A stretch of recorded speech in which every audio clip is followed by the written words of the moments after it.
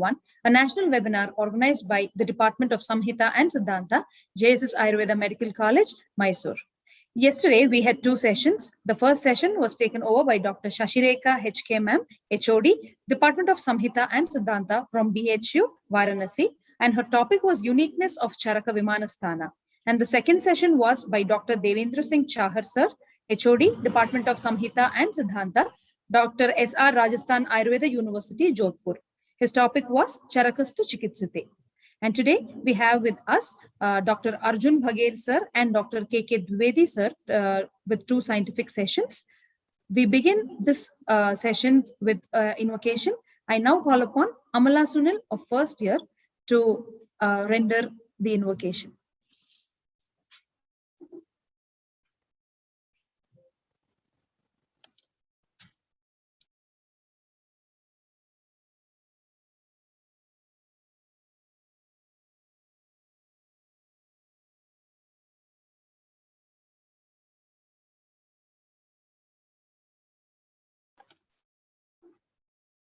विश्वंभरं विश्वस्रजं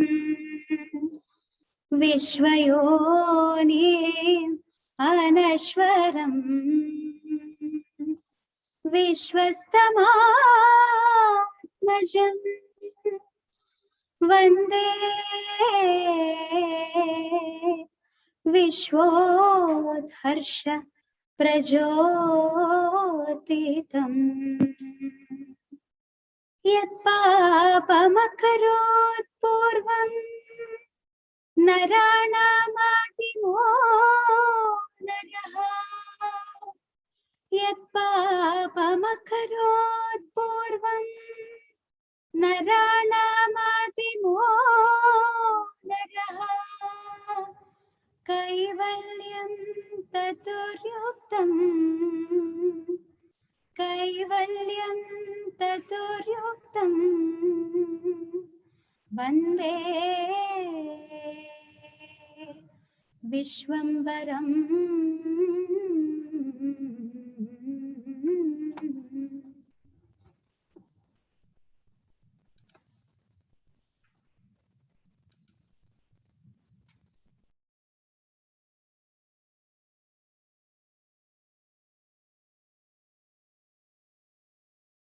Amala Sunil.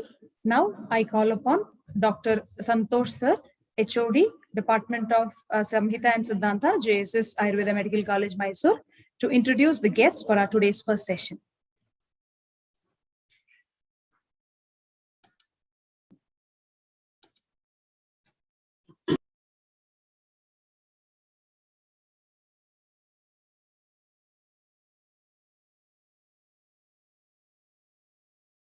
So good evening all. Seeking the blessing of the lotus feet of His Holiness, Jagat Guru Shri Shivaratri Deshikandra Mahaswamiji, respected Principal Sir, Sarveshwar Sir, Dean Rajesh Udupudi Sir, UG Coordinator, PG Coordinator, and First Year Coordinator, faculty members, and my dear students. I am very happy to introduce today's guest speaker, Dr. Arjun Singh Bhagel Sir.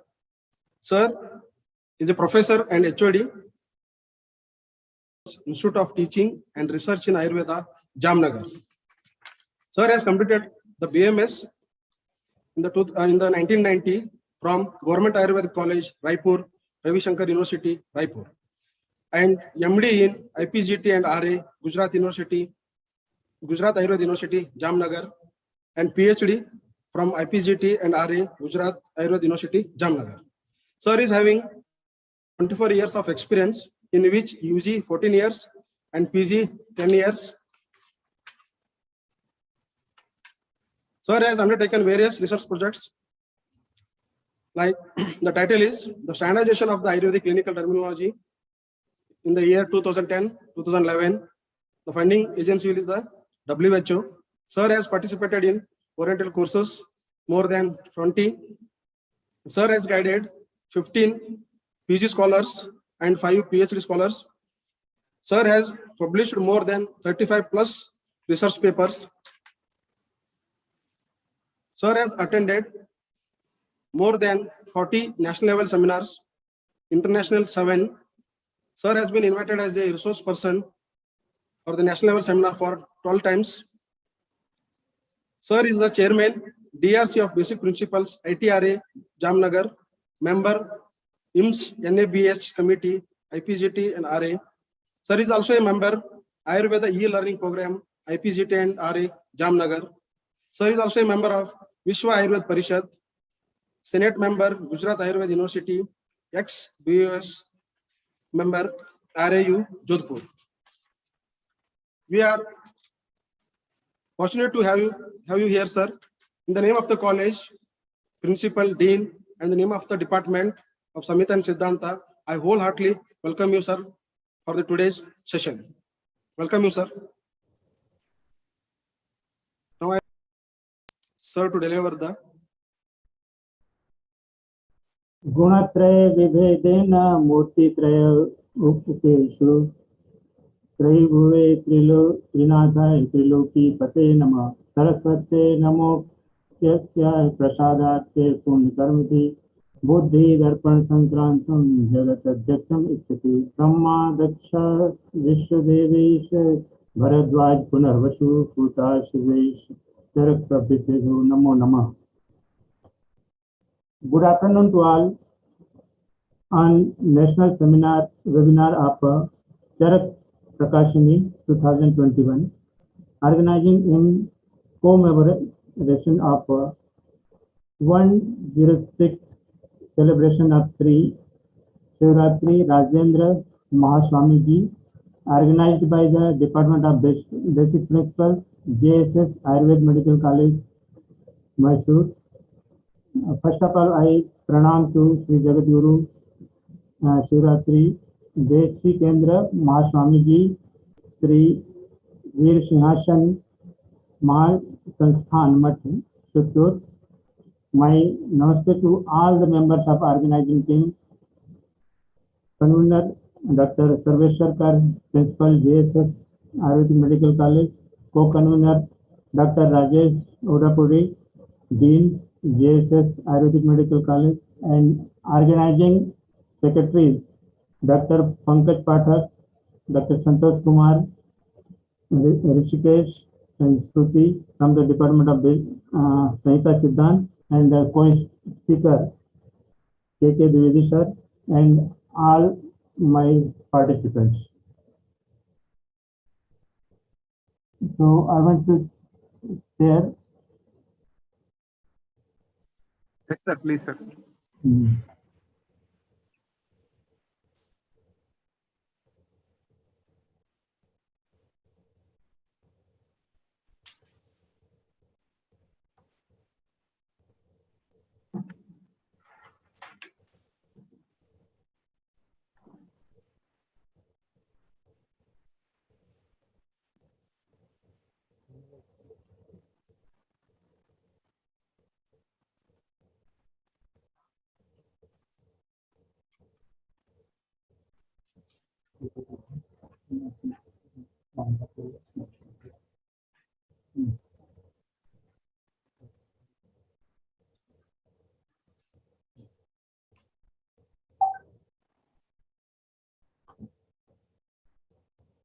Just my sharing.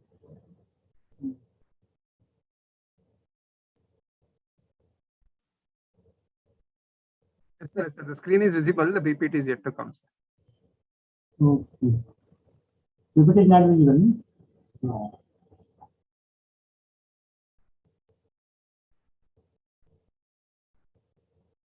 Now visible. Yes, sir. It is visible, sir. Please continue, sir. Thank you, sir.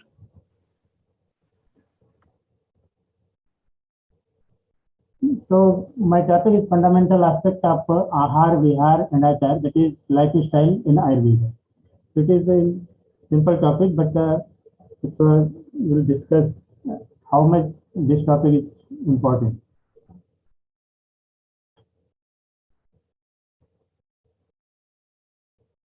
The quotation of Charaka Samhita, Ahar Achar Cheshtasu Sukharti Prete Chal Ija Param Pratnam Atishthit Buddhiman Hit Sevne.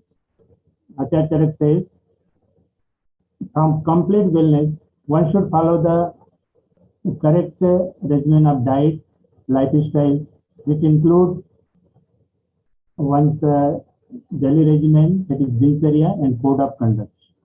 So from this slok, we can say it is the principles of health, that is Ahar, Achar, and Vihar, which is Ahar as a Trayopishnam also, and which is ultimate, we can say combinedly, it is lifestyle.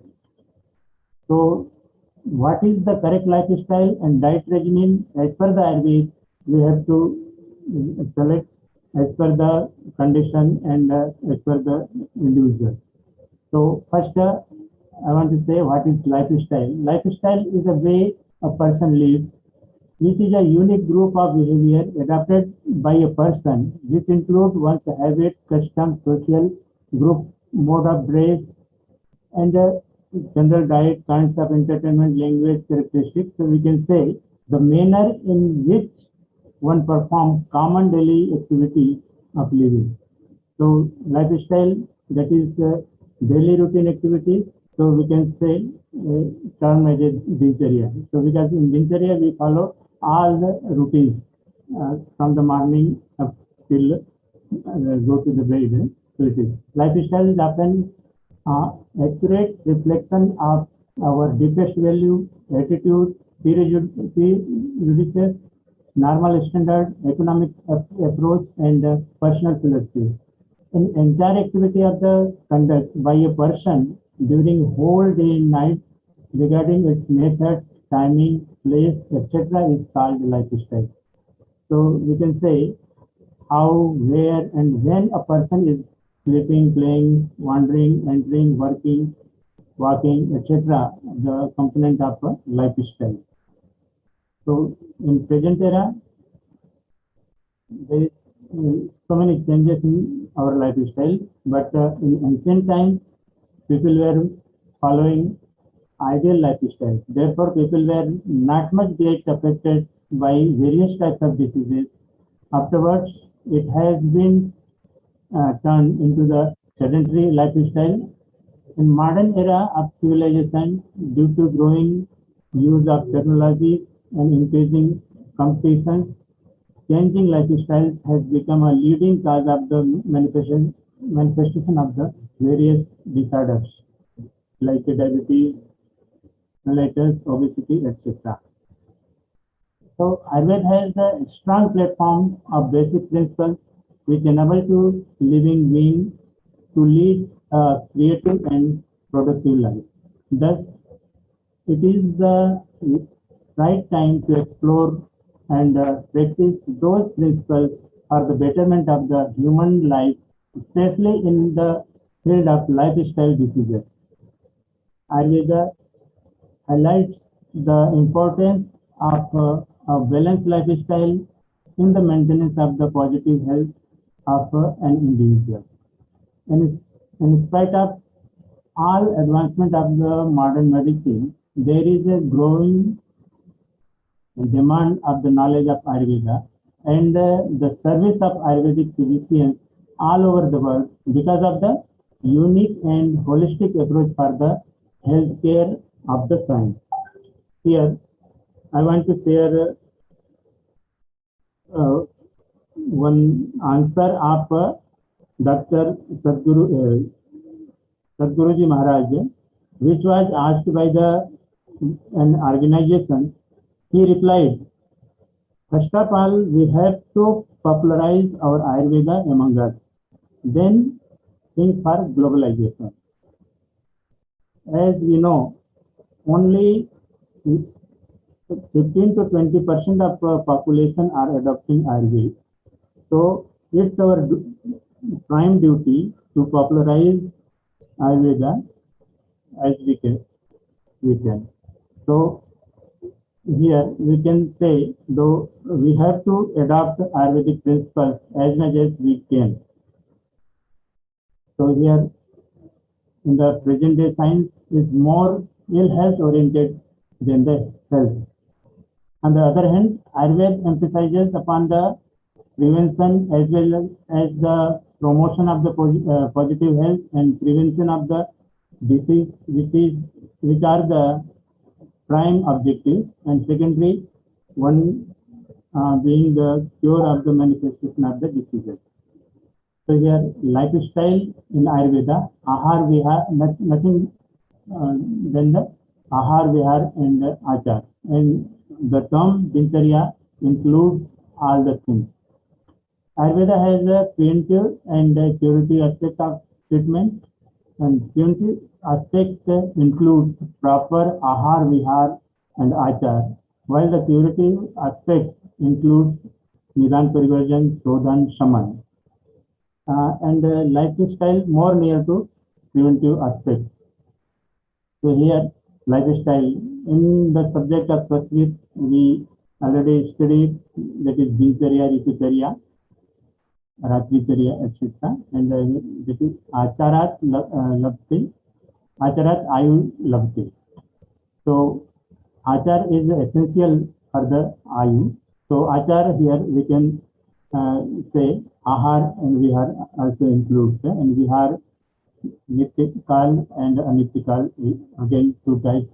But we will see that Achar, Ahar, Vihar, it includes diet, conduct, or activities by the person in daily and seasonal routines. So Dincharya is the one term which we use for all the things. And the daily routine activities that every person needs to carry out in order to maintain good health and happy life. Ayurveda educates the synchronized practice of these activities in the manner that it suits with the circadian rhythms of the body. By this, the person will benefit the maximum and remain in harmony with the internal and environment. And there are so many activities conduct as described and under the heading of Dincharya, like waking up early morning, exhalation of waste, Gandus, Anjan, Nashya, Dhumpan, Abhyanga, Vyayama, Udvartan, Snana, Bhojan Vidhi, and clothing patterns, Jivikartha Yatna, and evening prayer, Ratri Bhojan, sleep, etc. These are the points related to Dincharya.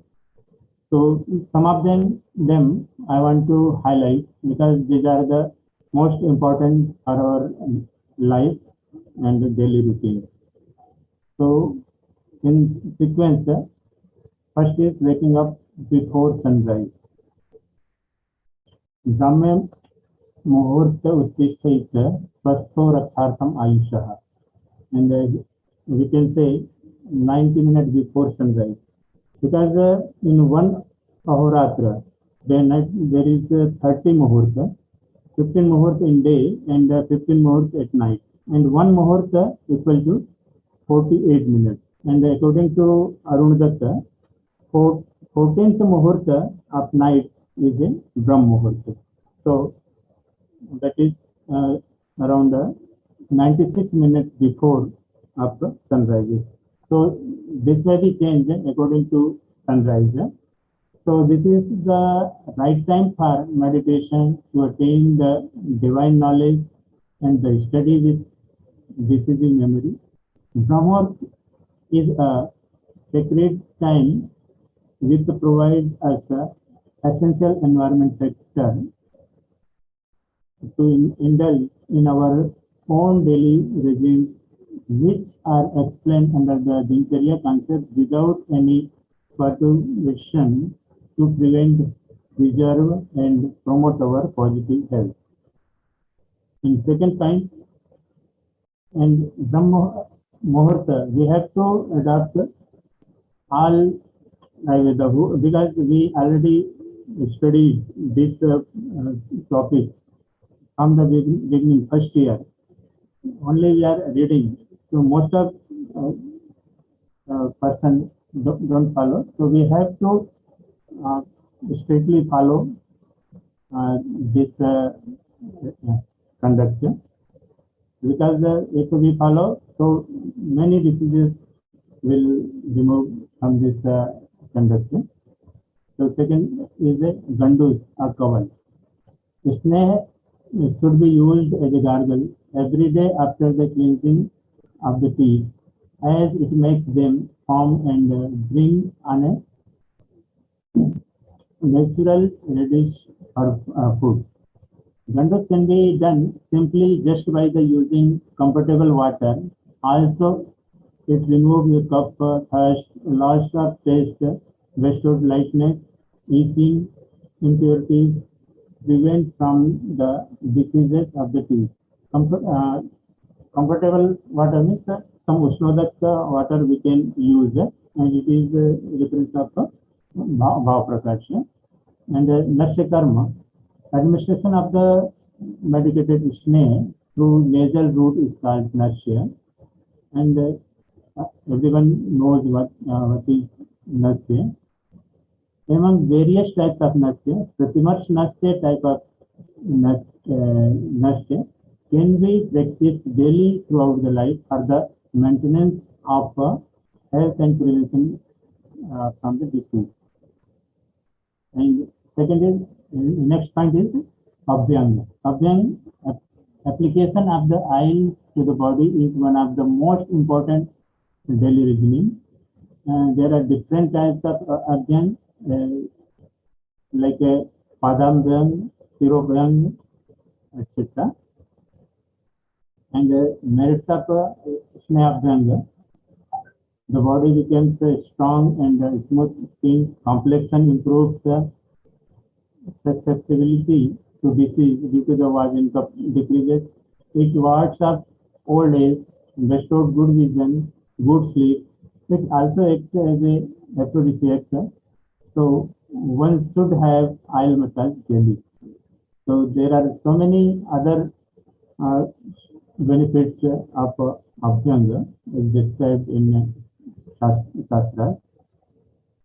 And sometimes for the treatment purpose also Abhyang is applied for Jiran Jwara, Vata Vyadhi, Vatikara, Karse, etc. And so many other diseases also which reference is given here. So Abhyang is applied as a treatment also. So now the next is a Vyayam. Sharir Aya Janam Karma Vyayam Sangitam. Exercise is a sense of inertia from the bodily labor with Vyayam. And Acharya Charak has very nicely defined this conduct, that is Vyayam. Sharir Cheshta Ya Cheshta Istaryartha Balvardhini Deha Vyayam Sankyata Matraya Tam Samachare. A physical action which is described and is capable for bringing about bodily stability and strength is known as a Vyayam. This has to be practiced in moderation. And yoga is also a very important form of exercise as it is offered physical as well as mental health, and other like walking, running, and other outdoor games also considered as a Vyayam. And its benefits like Lagauta, Karma Samarth, Sthairyuta, Dosha, Agni Vriddhi, Med Shay, Vivakt Gangatra, Kantir Gatranam, Slam, Trama, Pipasha, Oshna Shitadinam, Sahishnuta, Istari Bhavati Mansham. These are the benefits of Vyayama. And some other facts about the Vyayam and we known as a physical activity. So insufficient physical activity is the fourth leading risk factor for mortality. People who are insufficient physical active have a 20 to 30% increased risk of all-cause mortality compared to those who engage in at least 30 minutes of moderate intensity physical activity on the most days of the week. Hence, Vyayam or exercise or physical activity is an important activity which we have adopted as a daily routine. And some facts about the World Health Organization, lack of physical activity is a worldwide problem that is thought to have added greatly to the lifestyle diseases. Approximately 2.3 million people die each year due to the physical inactivity. Some other facts: regular physical activity helps to maintain a healthy body. Both moderate and vigorous intensity physical activity brings health benefits. And people aged 5 to 17 should accumulate at least 60 minutes of these are the WHO guidelines. 60 minutes of moderate to vigorous physical activity. Adult age 18 to 64 should be at least 150 minutes of moderate intense physical activity throughout the week. The main recommendation for the adult and older adults 65 and above are the same. In addition, older adults with poor mobility should do physical activity to enhance balance and prevent falls 3 or more days per week. Some other facts like these recommendations are relevant to the healthy adult. Doing same physical activity is better than none. Supportive environment and community may help people to be more physically active. So, supportive environment is one of the important factors for the physical activity. So, it is the one global data.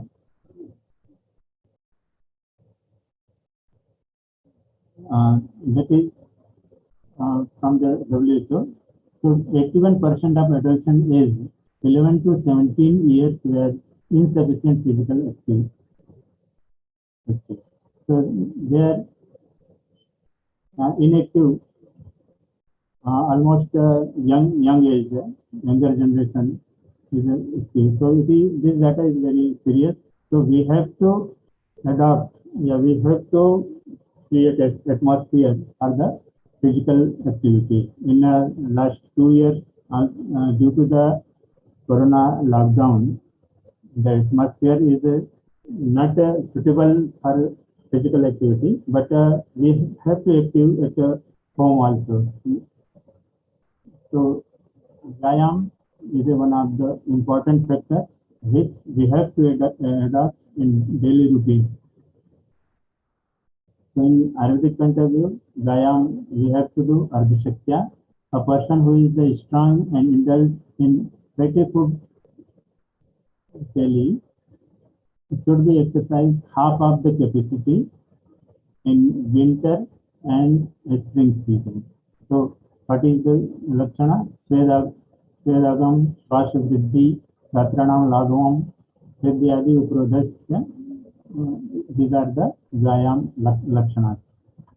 And some of the contraindications associated with various activities and children, old age persons having a Vatic constitution, Vyayam is a contraindication, but mildly we can do. Some demerits of Ati Vyayam.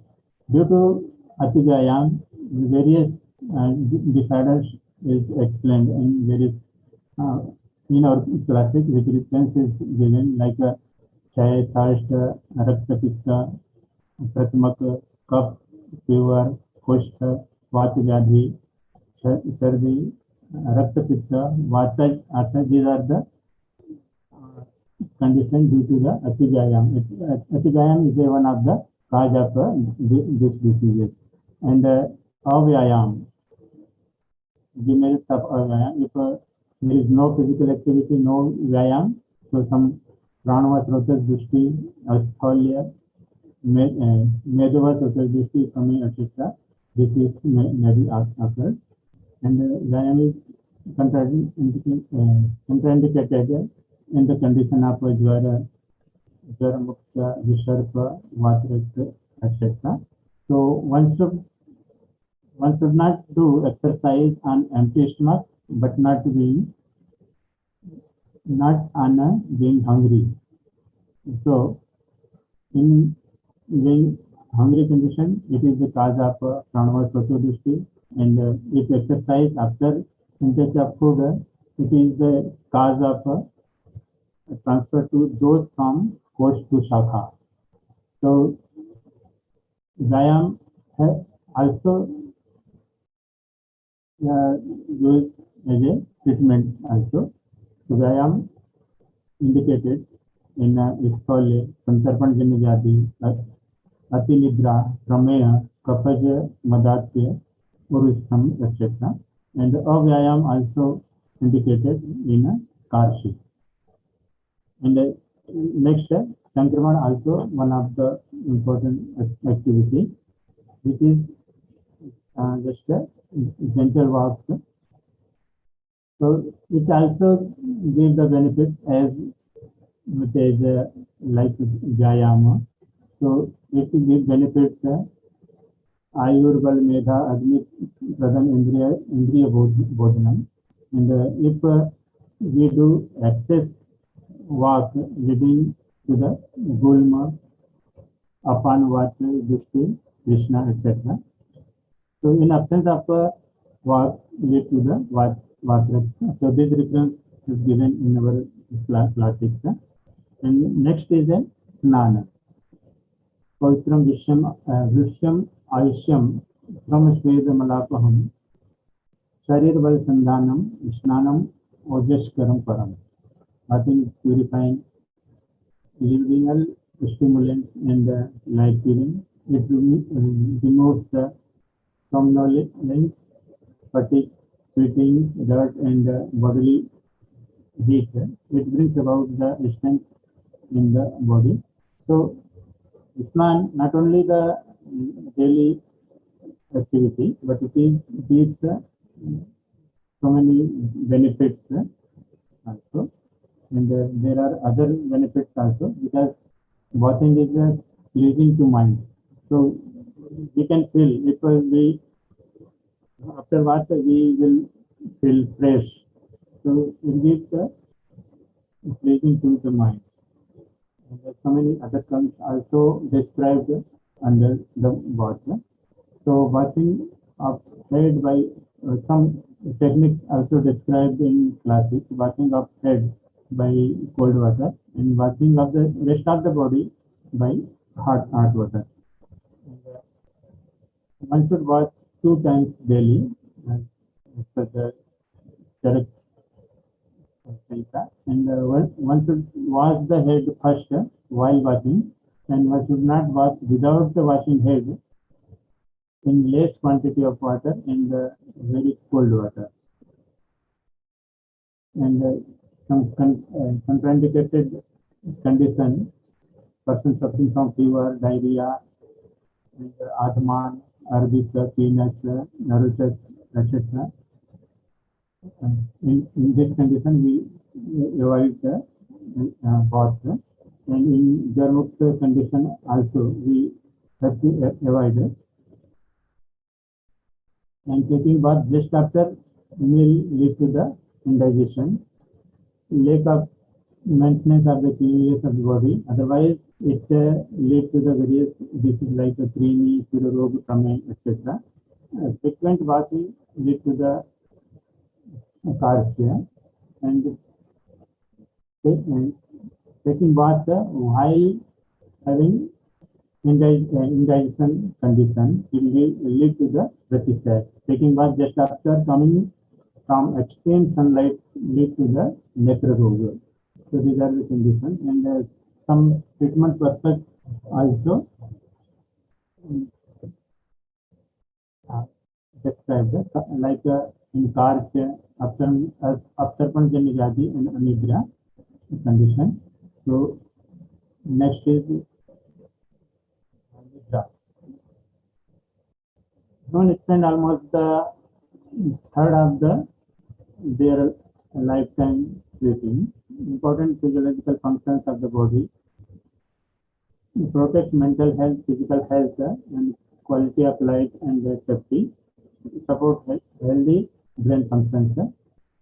So I'm going faster because time is very late, sir, and we have to discuss more. Nidra निद्रायतम सुखम दुखम पुष्टिकाक्षम बलाबलम vista क्लिप्ता ज्ञानम अज्ञानम ज्योति नज. And proper sleep leads to the increased agni in the dhatu samhita also. So nidra is one of the important factor which they consider as a trayo stambha also. And there is one important concept described ratro jagran duksham snigdam prashmanam diva. So here one thesis also held on this concept snigdam prashmanam diva. So it was the survey study to concluded that if a day habit of a day sleep, so some lipid profile increase, especially in triglycerides found in increased about higher than the normal range. And second, Ratri Jagran Diksha. So this topic is taken in our department this year. So this type of work we have to take for research purpose, and we have to more popularize, publish in this important journal as a research paper. And Nidra is a only timely sleeping brings about the homeostasis in the body. So what is the time? Nidra is a Ratri Nidra is a Samyak Nidra. So we have to follow the classics rule, and some treatment purpose also indicated. For the Stholia, Ratri Jagran is indicated, and Ratri Jagran also indicated in Kapat Madate and Prameya. And Nidra is a treatment also following disease, Karsh and Unmada. And Sukshaya given as a treatment like a Karsh and Vatrakta, and Asukshaya also indicated for the Ati Nidra. So here for Nidra, comfortable bed also important. And next is the why. The basic purpose of this conduct is to have progeny. It should be done as per the prescribed rule, and it is also considered as number.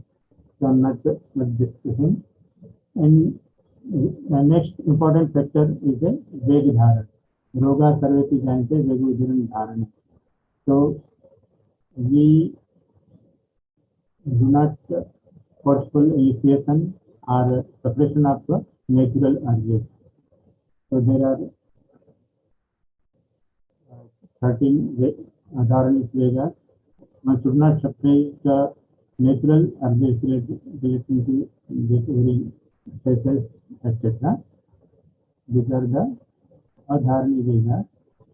And some Dharani Vega also, one should suppress or try not to produce urges relating to the some mentally, orally, and physically, greed, envy, hatred, jealousy, love, etc. And some activity which is indicated after bhojana, like we have to sit comfortably, walk for a distance of 100 feet, and to lie down, lie on bed on his left side, and Mananukul Shabdarup to indulge the sound, sight, taste, smell, and touch which are pleasing to the mind. So after bhojan, after meal, we have to this activity is indicated in classes. Second, next phase, important phase is achar. That is the subject, you can say code of general ethics. So one should always perform noble acts with proper care. And The performance of these acts indulge avoidance of harmful acts as well as performance of beneficial ones. Such efforts are conducive to the prevention of the abnormal condition of the same faculties in the mind. And what is achar? This is indicated in our class 6 as a behavior, so known as achar. आचार शास्त्रोपदेश अनुरूपो व्यवहार उत्तम आचार है. So we have to respect all the respective things, our elders, etc. One should wear good apparel, and one should always see himself in an auspicious way and display good manner. One should not tell a lie, nor should take over others' property. न वैरं रोचेत न कुर्यात् पापम न पापम वृत्ताम स्त्री मित्र हित्यान भजेत. One should not have relation with the women, friends or servants of bad conduct. नाति संयम जयात न नियम विंध्यात. One should not deviate from generally approved disciplines, nor one should not break any code of conduct. So we do not waste our time, and we do not break the rules. न सतो न गुरुन् परिवर्धित न कार्यकालम अतिपातेत न अपरिचितम अभिनिवेशेत. One should not be in the habit of postponing things, nor should one indulge in any activity without proper examination. Prakritim avikshnam smarit. One should always remember his own nature. So kale hit nikam mudrarthvadi means we have to speak timely, beneficial, measured and sweet words. Sarv prani bandishu syat satyasandha sham pradhana.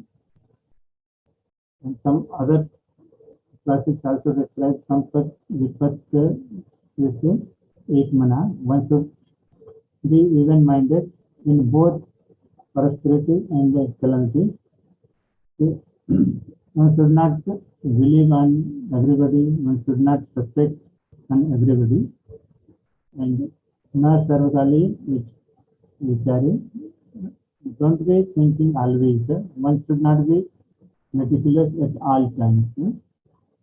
One should hold himself responsible for the happiness and miseries. Therefore, without apprehension, one should follow the path of auspicious. Share happiness with others. Should not be comfortable and happy alone. Share the enjoyment of life with others. Those who have no means of livelihood, who are suffering from disease and who are afflicted with grief, should be helped to the utmost extent. So, one who approaches for help should not be sent back empty-handed or insulted. Help the needy person even if he is not helpful to you. Bhaktya Kalyan Mitrani says, always be in company of good people and ignore the others. So one should never reveal that someone is his enmity and that he is an enemy of someone else.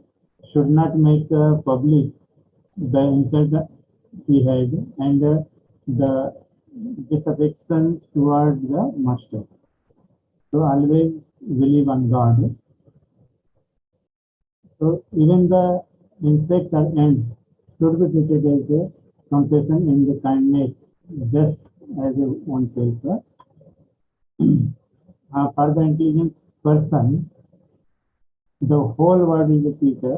Hence, one should follow the word experimentally. Acharya has described, especially in Charaka Samhita, there is a description of Acharya Rasayan is described in Chikitsa Sthana. So it is all the Sadvrita. If we follow all this good conduct, so it will be benefited as Rasayana, which is without the Rasayana, we can only adapting this Sadvrita, we can achieve Dirgham Vayu, Smriti, Megha, Arjun, Tarnvaya, Prabha, Varnaswar, Devindriyam Param, Vakshudi, Pranitam, Kanti, Lakte, Narashanam. So this benefit we can achieve to follow the Sadvrita. Third part is related to Ahara, and yesterday Dr. Sasi Rekha has explained very well about the Ahar, as he explained about the Viman Sthana. So I'm not much describing here. There is time. Hello, sir. Yes, sir. Yes, sir. Please continue, sir. 10 more minutes, sir. How much, sir? 10 more minutes is okay, sir. No problem. Is it okay, sir, for you? 10 minutes? Okay. So Ahar is described as a trade system, one of the trade system, and we have to follow not only Ahar, it's methodology, taking, etc. also. So here Ahar is a two aspects, Ahar Dravya and Ahar Vidhi. Ahar Dravya described various classification, described Sukhdanya, Samidhanya, Phala, Shat, etc. And some classification is like Khadya, Prasya, Leh, etc. And Sukha Samhita, Ekantitkar Dravya, like milk, ghee, etc. Ekant. Means we can take without any harmful effect. With and Ahitkar Dravyas also described, which we can take cautiously, like a thar, etc. And Ekant Hitkar Vihar also described, like Ushnoda Krishnana, Vyayam, etc. are the Ekant Hitkar Vihar. And Ahar we know, देहो ही आहार संभव बोला ऐसी ही आहार ऐसे. So without ahar there is no possibility of deha, and bal and ayu is depend on ahar, and prana pranam isam annam annam loko abhidhavati, and these are the benefits of ahar. So I'm not going to detail. Varna Prasad Saur is Vikam Pratika Sukham Pushti Pushti Balam Meda Saromanya Pratishtikam. All are dependent on Ahara. So we have to take Yukti Ahara. If we take Ayukti Ahara, which may be lived as a wish, if we take wish as a Yukti Purvaka, so it may be effect as a Rasayana. And we have to take a Sarvarasit Ahara, which is Balakara, and Ekras Ahara is a Darbalikara. And in taking the Ahara, the Matra is important. So we have to take the Shamyak Matra, and because this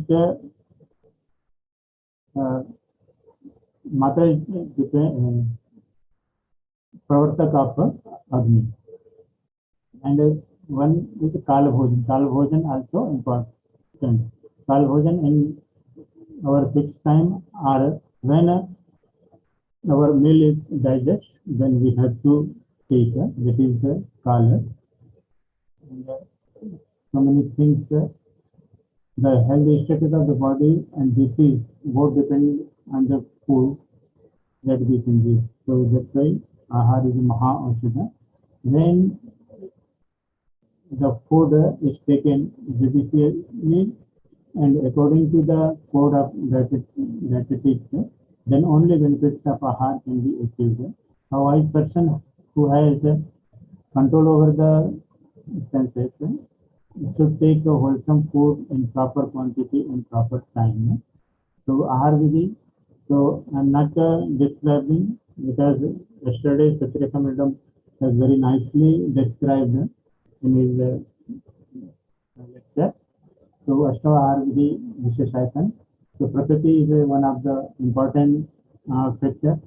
So we have to know its Swabhava, nature of the substance, like mass is heavy and mood is light. So this type considering we have to take. And the second is Karana. Karan, the processing of food substance. It is also one of the important part of Ahar Vidhi. Because nowadays there are so many foods is available in market in a different form. That only give only taste, not quality. So Karan should be Guran for the Gurantar Dhan and the Sanyoga.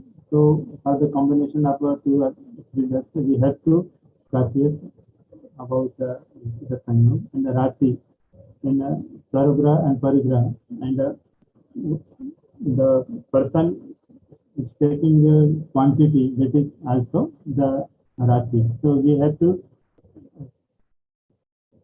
the quantity of the substance to be taken in this ground. So this also is one of the important. This denotes the habitat of the food substance. It determines the variation of the qualities of the substance according to their geographical region due to different soil, etc. But nowadays we cannot identify which food items is available from the which country, because we are purchasing from the market only, especially for our diet. So this we have to, but if we know the food item is coming from which country, so we can guess about its base and the quality of a substance we can assess. And same thing, Kal is considered as a age, season, and condition. Time factor is described in dual context. One pertains with the daily and seasonal variations, while other is the individual's condition of the age and disease. And one thing here, Kal also, the taking of food, which time taking, this is also considered as a Kal, like a meal time, means afternoon and night. What time we are taking food, and we have to consider this time also as a Kal. And Udyog Sansthan, this consists of dietetic rules, which is essential for everyone. We have to follow the rules regarding how and when to eat, and Udyogta, habit of and state of individual. So individual has different prakriti, so and different age, etc. So his prakriti also we have to know. And some methods we are taking. So here I'm not going detail. Some Ushnam Ashniyat, Ushnidam Ashniyat, Matravad Ashniyat, Jirnam Ashniyat, and Viri Viruddham Ashniyat, Ishudeshe, Sarvottam Ashniyat, Nati Dhrutam Ashniyat, Nati Vilambita Ashniyat, Ajalpan Svan Sanmana Niji. So we have to follow some dietetic rules which are described in classics. So in last, we can say it's important. Ahar Viharanam Sadachar Nishevinam Lok Gaya Vyapachanam जीवितम ही अमृतायते. Other Bhagavad says, persons who are habituated to healthy diet and activity, who maintain disciplined behavior throughout, get benefits of both the world, and their life will be certainly nectar. And the Charak, according to Charak, Naro, Hitahar Vihar Sevi Shameshkari, Niripeshu Akshat Ashakta, Data Sama Satyakara Shamaman Akshat Sevika Bhavanti Aroga. So in this sloka, Charak says that Hitahar and Vihar we have to say, and also some conduct also described in this sloka. So one who restored the wholesome diet and regimen, who enter into the action after proper observation, who is unattached to the pleasure drawn from the satisfaction of the sensory object, who is given charity, impartiality, truthfulness, and forgiveness, and who is at the service of learned people, seldom gets afflicted with the disease.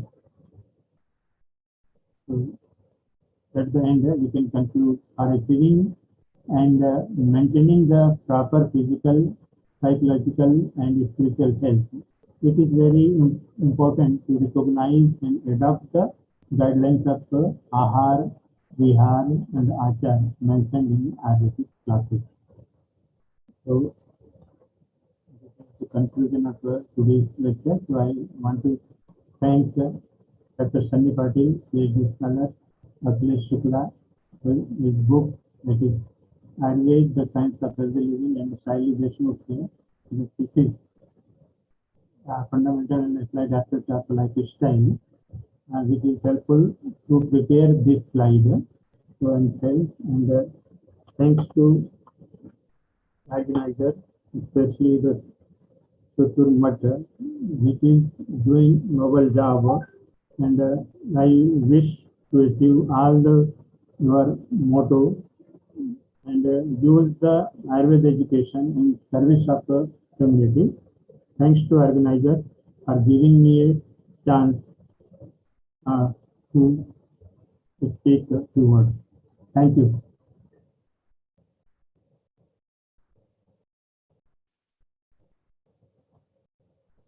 Thank you, sir. Thank you for your very interesting session. Sir, you showed us how one of the motto of Ayurveda, Swastasya Swasthya Rakshanam, one of the motto of Charaka Samhita, Swastasya Swasthya Rakshanam, one of the important Chadushka, Swastha Chadushka, Matra Shidiya, Tasya Shidiya, Navaekhadarani, Indriyopakramani Adhyayas, for the maintaining of Swasthavastha of Sharira, Indriya, Sattva and Atma, how we can interpret in a more simpler way, in a more interesting way, without using any difficult words. Sir, you showed us. Thank you for your interesting session, sir. Thank you for your time, sir. In the name of Department of Ayurveda Samhita Siddhanta, in the name of JSS Ayurveda College, in the name of Principal, I'm so grateful to you, sir, for giving us this valuable knowledge and your time. Thank you, sir. Thank you, sir. Thank you. Next, we are going to one of the most interesting session of this Charaka Prakashini. That is the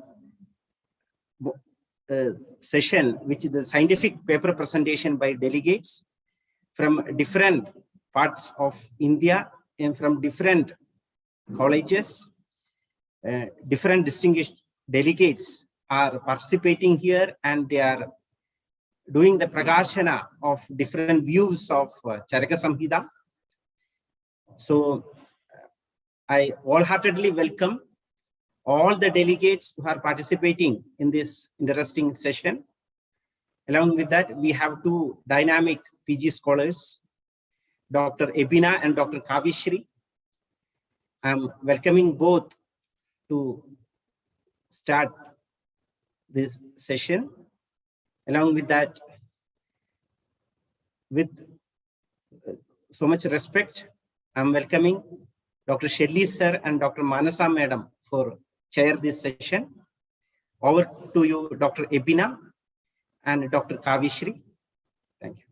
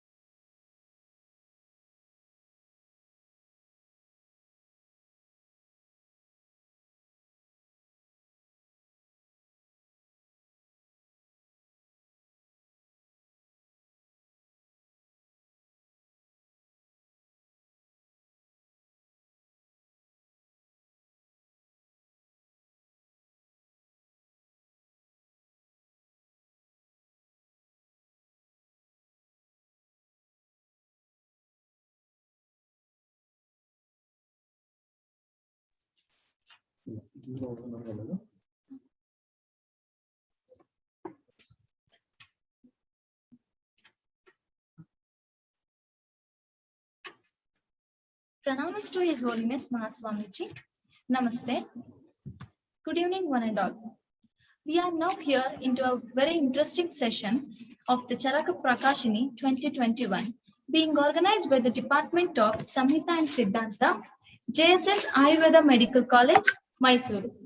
Myself, Dr. Kavishri, I am very happy to welcome you all to this paper presentation session.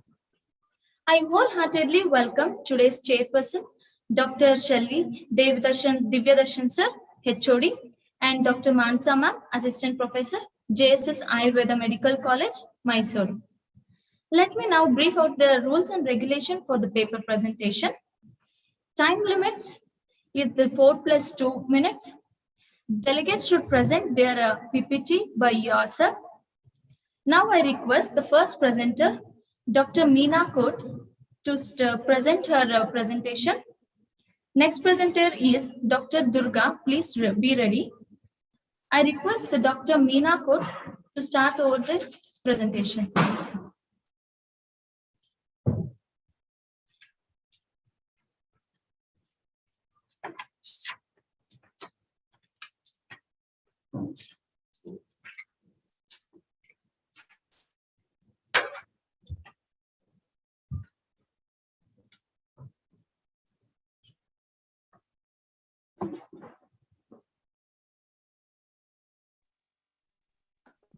Meena. Hello. And Dr. Hello, Meena, good you can evening, start sir. presenting. Good evening. You can start presenting. So Start give me 5 minutes. sharing. So may I start after next, please? Because some network issues here. Hello. Okay. Okay. Okay. Okay, sir. Next presenter is Dr. Durga E.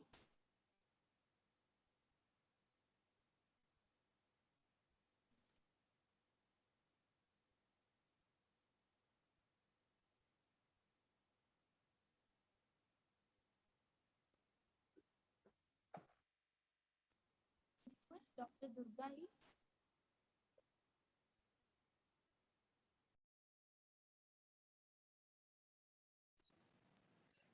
Okay. Dr. Durga.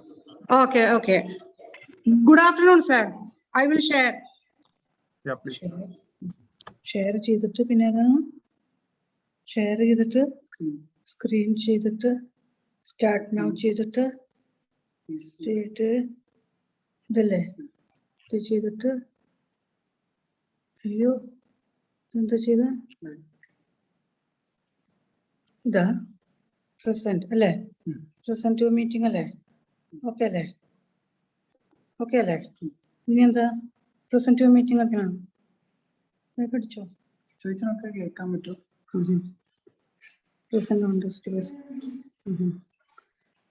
hello, am I audible? Am I audible? Ma'am, you are audible, but your screen is not yet visible. Okay, so 1 minute, sir. 1 minute. I will now.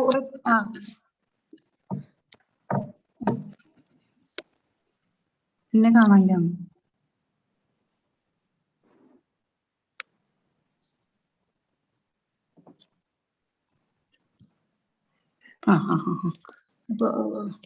Okay, now is am I visible? Ma'am, your camera is on. Please Yes. share the screen, madam. Okay, okay, sure.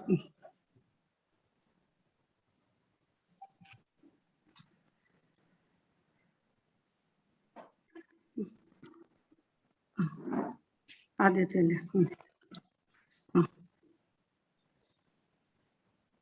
Okay okay അതിന്റെ PDF പറ്റിയിട്ടുണ്ട് പിന്നെ എന്താ ചെയ്യാ screen ചെയ്ത് കാണിക്കില്ല അതെയോ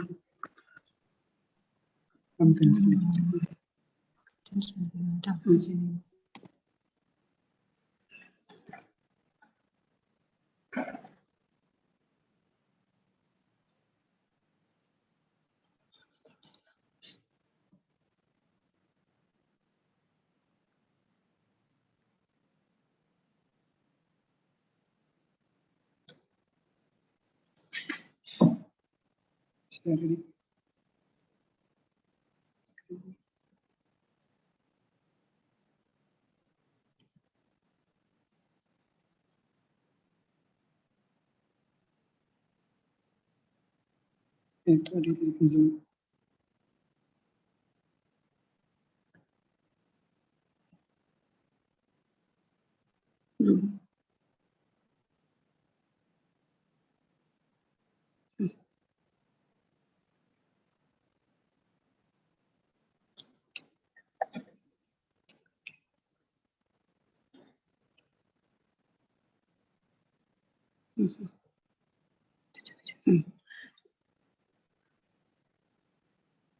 Now it is visible, sir. Yes, madam, it is visible. Please keep it in landscape mode. Your mobile, please hold the mobile in landscape mode so that it will be visible big. Okay. Don't hold it straight. Landscape. നാം ഇങ്ങനെയാണോ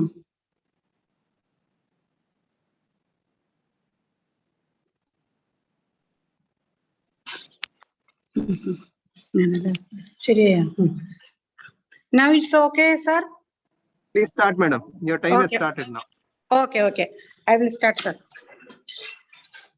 So the application of Charaka Samhita Adhyayana in Ashtanga Ayurveda, a very nice topic is selected by the authorities.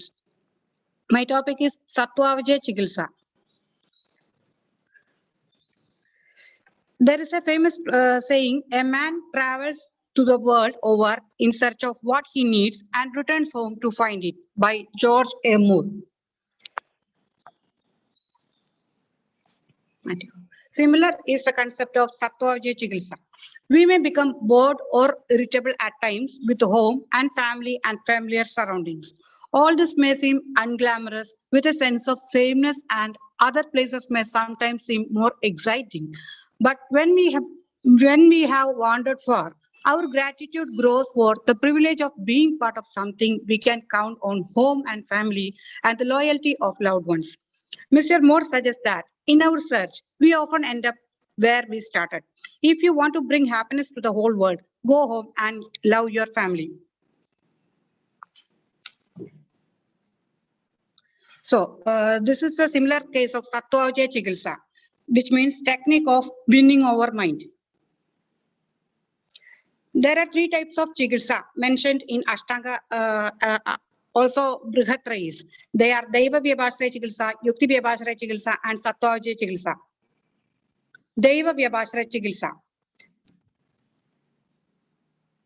Daiva Vyabhashrayam Punaha, Mandra, Aushadha, Mani, Mangala, Bali, Ubahara, Homa, Niyama, Prayashchita, Ubavasa, Swastena, Pranibada, and Gamana.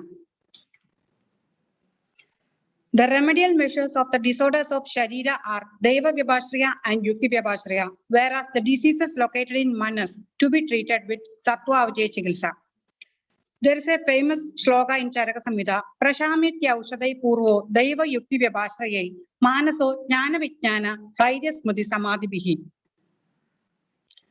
Sattva-Vijaya Chikitsa is mentioned in Charaka Samhita 11th chapter, Tisra Ishniyam. Sattva-Vijayam Punaha Ahidebhyo Arthebhyo Mano Nigraha, which means it is a technique of restraining the mind from unwholesome objects. Measures of Sattva-Vijaya Chikitsa. They are Jnana, Vijnana, Dhairya, Smriti, and Samadhi. Jnana. Jnana means Adhyatma Jnana, that is knowledge of self or absolute knowledge. The pure and true knowledge comes from pure mind, by which the tamas, the very strong one, consisting of great ignorance, is dispelled. Patanjali says that the avidya or ignorance is the immediate cause of all miseries. Avidya generates asmita or ego. Asmita creates either raga or like, or dvesha, that is dislike, and finally end up in abhinivesha, that is mad rush. Intense like or dislike generates mad emotions. These mad emotions are identified with true knowledge is the best remedy to cure such disorders. The path of Jnana Yoga gives a true knowledge. The person who could fully convince the truth of Aham Brahmasmi, Tattvamasi, I am Atma Brahma, Prajnanam Brahma can never be affected with psychic disorders. This helps the person to get out of all types of fears. Next is Vijnana. The word Vijnana means Vishesha Jnana or specific knowledge. An in-depth knowledge of a topic or critical knowledge can be termed as Vijnana. Vijnanam, Shastra Jnanam, knowledge of science. Next is Dhairya. Dhairya is stability of mind. The willpower to restrain the mind from attaching to sensual objects through sensory faculties. Sensory faculties always have the tendency to attack its objects. Sattva-Vijaya is a technique of restraining the mind from unwholesome objects. Next is Smriti. Smriti is Anubhudartha Smaranam, memory of past experience. There are 8 factors which help the emergence of Smriti. They are Nimitta, Rupa Grahanat, Sadrishya, Savibhariyat, Sattvanubandhat, Abhyasat, Jnana Yogat, Punashrutat. Next is Samadhi. Samadhi, Vishayebhya Nivartya Atmani Manaso Niyamanam. It is the 8th step in Ashtanga Yoga. Patanjali Madam, explains... 4 minutes is up. Kindly note. Okay, sir. A state of transcendence. So, Sattva-Vijaya hi drishta dwarobhagari yukti vyabhasre tada adrishta dwarobhagari tu daiva vyabhasre pravishyati. That it fulfills objectives of both daiva and yukti vyabhasre chikitsa. Thank you.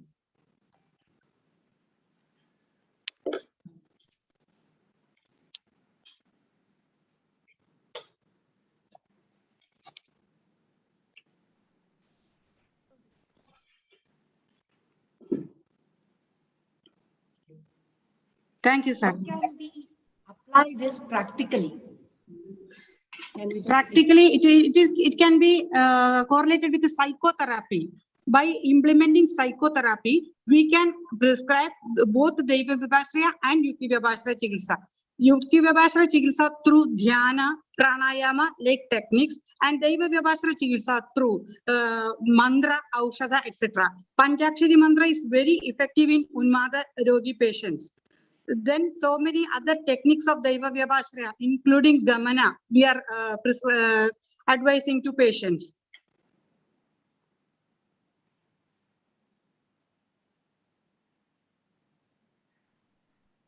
Madam, are you OPD, madam, there? Pardon, sir? Do you treat patients there?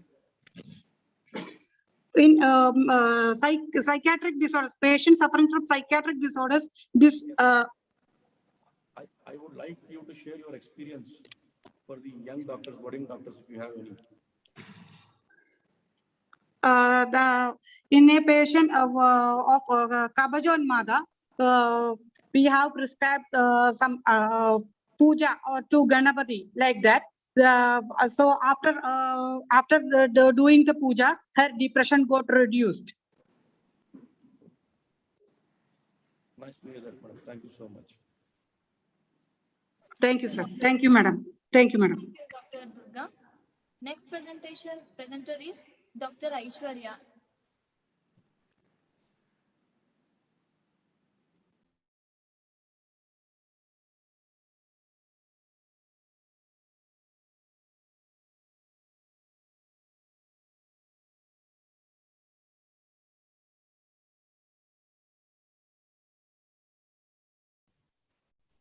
Hello. Yes, ma'am, the screen is visible. Please continue. Thank you so much. Respected organizers, I, Dr. Aishwarya Zokalkar, second year PG scholar, Department of Samhita Siddhanta, All India Institute of Ayurveda, would like to present my topic as a part of application of Charaka Samhita in Ashtanga Ayurveda, representing the Kaya Chikitsa Anga, the Santarpani Adhyaya of Charaka Samhita, a yardstick for management of metabolic syndrome. As we know, metabolic syndrome is directly dependent on the functioning of Agni, and Agni rests as a main part of the Kaya Chikitsa, and hence I have chosen this topic. Background of Santarpaniya chapter. Acharya Charak in Santarpaniya Adhyaya of Charak Samhita, that is chapter 24 of Sutrasthan, has explained the group of diseases that resemble the metabolic syndrome, commonly termed as the Santarpanottha Vyadhi, affecting almost all the systems of the body. This results from the unbalanced diet and lifestyle, leading to Ama, Kapha, and Meda Dushti, and hence are termed as Santarpajanya Vyadhi. The common etiological factors along with the therapeutic management of the diseases is mentioned in this chapter. What is the critical analysis of the Adhyaya? About 20 conditions arising from the Santarpanjanya Hetu enlisted earlier are mentioned. There are two sets of Santarpanjanya Vyadhi mentioned in the same Adhyaya. One in the starting of the Adhyaya and one after the mentioning of the Aushadhi Yogas. The treatment modality in form of Shodhan, Shaman, Vyayam, Dhum, etc. is also mentioned. Apatarpanjanya Vyadhi and Sadhya Santarpanjanya Chikitsa is also mentioned in the same chapter. This chapter, in continuation with the Langan Bruhani Adhyaya, deals with the two aspects of Chikitsa, that is Santarpan and Apatarpan, mainly focusing on the Santarpanjanya Vyadhi. What is metabolic syndrome? Metabolic syndrome is a group of few condition risk factors that raise the concern for heart diseases and other lifestyle disorders. There are 5 criteria which determine the metabolic syndrome: a large waistline, a high triglyceride level, low HDL cholesterol level, high blood pressure, and hyperglycemia. And all these conditions form a major health burden on the society and categorized as a non-communicable lifestyle disorders and are formed as a part of many other disorders occurring in the body. So metabolic syndrome represent visceral adiposity, hypertension, hyperglycemia, prothrombotic stage, all leading to ischemic heart diseases or heart diseases, other heart diseases, physical inactivity leading to obesity, atherogenic diet leading to obesity, oxidative stress leading to aging and other disorders, insulin resistance again leading to obesity, type 2 diabetes mellitus, chronic inflammation leading to other multisystem disorders, and dyslipidemia, which is also a form of endothelial dysfunction leading to atherosclerosis, which leads to a complex of diseases. So treatment of metabolic syndrome according to the contemporary science includes the prescription of oral hypoglycemic drugs, antihypertensives, lipid lowering drugs like statins, or anticoagulants like aspirin. And lifestyle modification according to them also is at the center of the treatment, and specific diet should be designed to achieve the optimum sugar level in order to reduce the insulin resistance. So preventive therapy is the main line of treatment. Now, what the Santarpani Adhyay can add to the knowledge of the metabolic syndrome. So we know that prameha pidaka kotha kantlu pandavamay jvaraha kusthani amapradoshascha alasya gurugatrata indriya srotaslo. All these represent the Santarpanjanya Vyadhi, which are similar to most of the symptoms given in the metabolic syndrome. And hence we can directly apply the principles explained in the Santarpani Adhyay in context of all these disorders in the metabolic syndrome if we observe them in the patient. So the main line of treatment, we can divide it into three parts, that Shodhan or Langan Chikitsa, including the Vaman, Virechan, Rakta Mokshan, Vyayam, Upavas, Dhum, Svedan, etc. Shaman Chikitsa include the Abhaya, that is Haritaki is mentioned as the main drug which can be used. Rukshan, Rukshanna Sevan, Rukshan, Churna and Pradeha if we have Kandu and Kotha and other skin manifestations. Takra Sevan, Saktu Sevan, Yava and Godhum Bhojan, Dadi Banda, Badaramla Rasa, etc. And Dr. Aushadhi Aishwarya, please note 4 minutes is out. Trifaladi Mustadi Kushtadi Kadha or Trifaladi Yog and Trayushanadi Churna are explained, which are also used in general practice by many physicians to treat the conditions. So concluding, there is a limited scope of contemporary science in management of this metabolic syndrome, and Vyadhi explained in the Santarpani Adhyay resemble the cluster of diseases explained in the metabolic system and metabolic syndrome. And Acharya have mentioned extensive treatment protocol in form of Shaman, Shodhan and Ahar Vihar, which can be helpful in the management of these Santarpanjanya Vyadhi and metabolic syndrome. So that's why I've chosen this topic, and thank you for giving me this opportunity. Thank you so much. Now the session is open for the discussion.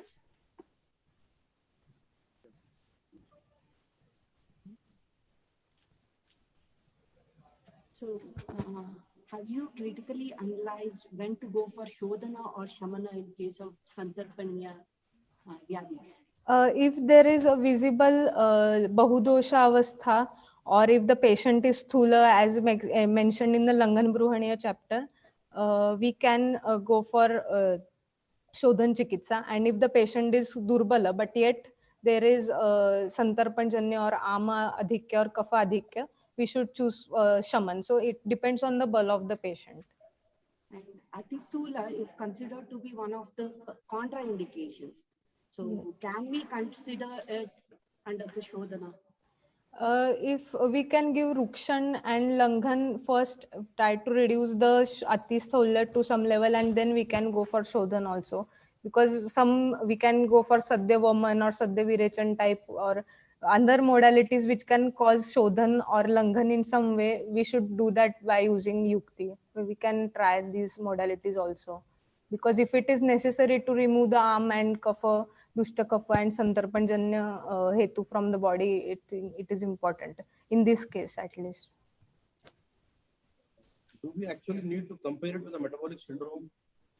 No, not always, but thinking about always prameha is not diabetes, or always kushta is not what we say the lifestyle disorder, skin disorders. But if we want to compare, or if we want to understand the metabolic syndrome, or we want to explain this to contemporary science or from other fields, people from other fields, we can use this terminology that yes, we can compare these principles based on what is given in the Charaka Samhita. We can apply and we can see that if Trifaladi Churna is working or not, or Mustadi Kadha is working in this metabolic syndrome or not. We can try to establish that. Yeah, but is it relevant to compare it? Because contemporary science has limited scope, because many drugs explain in our own language. Yeah, we can explain, of course we can explain it and in our own language and without compromising our own principles, and whatever Ayurveda is trying to tell, we should not compromise it. But if we want to explain it that I have treated this. If I have given treatment to Haritaki Churna to one patient of dyslipidemia, and if that is reducing, we can give the scientific base that in this chapter Haritaki is explained. So that's why I have given, and I have also acquired the results. So we can support our hypothesis if if we make the comparison between the two, if we need to support it. Good job done there, madam. You've done a good job. Thank you so much. Yeah, well done. Thank you to the organizers for the. Thank you, Dr. Thank you, Aishwarya. sir. Thank you. Now, next the presentation is by Dr. Tejaswini. Yes, ma'am. Hello. Dr. Tejaswini, please share your PPT. Yes, sir, am I audible? You are very well audible. Okay.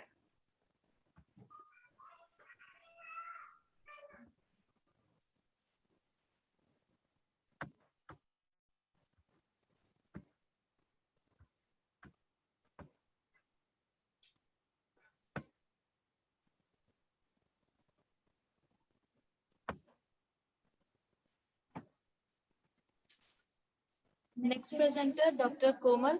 Please be ready.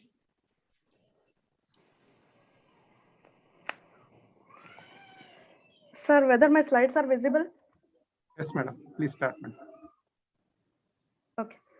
Good evening to everyone. As today's concept is application of Charaka Samhita Adhyayana in Ashtanga Ayurveda. Regarding Adhyayana of Tantra, it is done by reading each sutra again and again, understanding their meanings. First reading and then understanding the meaning of each terms indicates the method of Pata and Avabodha. Acharya Charaka emphasizes the methods of Adhyayana. According to Acharya, it should be done in 3 steps. That is Vakyashaha, reading sutra one by one properly, and Vakyarthashaha, to understand the meaning of each word in the sutra. Arthavayavashaha, that is to understand even the most difficult topics, reading them repeatedly with proper interpretation. So Samhita Adhyayana is not just a one-time job. It has to be done repeatedly to recognize and appreciate the true meanings hidden in the sutra. It is a cyclical process with rereading of Samhita after understanding the Tantra Guna. Kalpana gives the reader a direction in which the Adhyayana should be done. Kalpana, a different style of description which reflects the vision of the Granthakara. And coming to the Ashtanga Ayurveda, the 8 branches are mentioned. So one by one we are saying what concepts of those are mentioned in the Charaka Samhita. The first is Kaya Chikitsa in the Charaka Samhita. Charaka Samhita is the most important scripture on Kaya Chikitsa.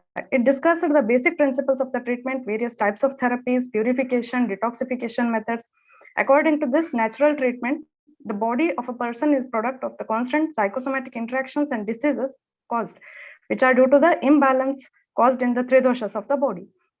And even sometimes it is caused by the mind and occasionally by the body's dhatu and mala even. Utility of Kapinjaladhikarana Nyaya while explaining Chitrakadivati in Chikitsa Sthana for the Amapachana and Agnidipana, and even the Utsargapavada Nyaya in Svedana Karma contraindicated in Udara Roga, but it is indicated in the Kafaja Udara Roga in the Chikitsa. And coming to other concepts like treatment of diseases is also done with the herbs, minerals and metallic oxides. Similarly, substances from animal origins are also used. And coming to the Shalya Tantra, the concepts which are present in Charaka Samhita are in total related to Shalakya Tantra. We are having 27 chapters, 10 in Sutrasthana, 1 chapter in the Sharirasthana, and 16 chapters in the Chikitsasthana. Some disorders like Adhyasti, Astiveda, Astishula, Arbuda, Gulma, Guda Bramsha, Guda Paka, Arsha, Shefastamba, they are discussed along with the reference of the Hetulinga and Aushada in the Samhita. And it is Charaka Samhita is containing 12,000 shlokas, in which 283 shlokas are related to the Shalya. And coming to the Shalakya Tantra, regarding the therapeutic drugs, procedures, nidana, physiological functions of the indriyas, they are mentioned under the topic Panchapanjaka. And even the Svedana procedure to the netra is described in the Charaka Samhita. And we have a chart that is topics which are mentioned in a particular sthana. In Vimana Sthana, we are having Shirovirechana, drugs and karma.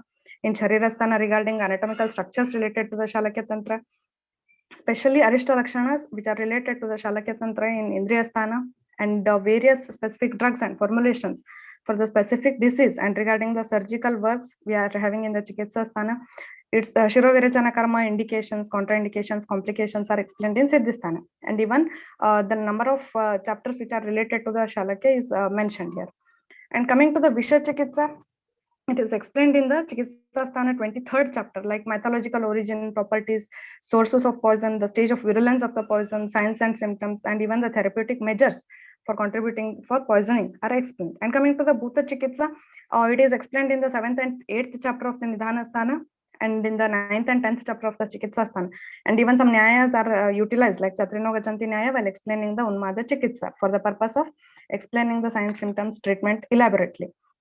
And regarding the Kaumarya Bhritya concepts, like in Sharirasthana 4th and 8th chapter, Chikitsasthana 30th chapter, Vimanasthana 8th chapter, we are having the concepts related to the Kaumarya Bhritya, and various other topics are scattered, like Masanumasika Garbha Vriddhi, care of newborn, that is Adyojata Paricharya, umbilical cord clamping and cutting, cord care, examination of the baby, fumigation, ornaments, Kridanaka, that is toys. Like this, whenever we thoroughly understand the Samhita, simultaneously, along with that, the role of Tantra Yukti, Tachilya, Arthashraya, we should have the knowledge of these things to clearly understand the Samhita. And even Nyayas are also helping in this.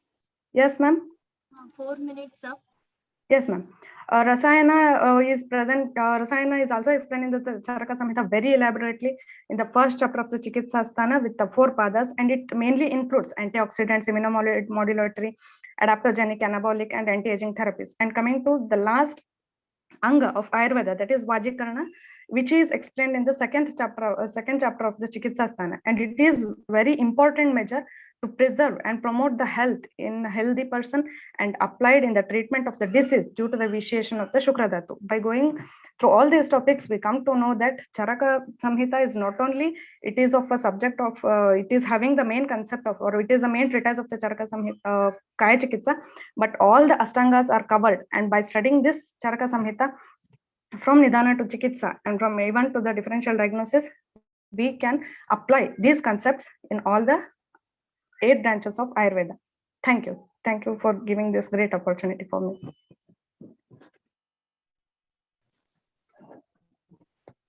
Thank you, Dr. Tejaswini.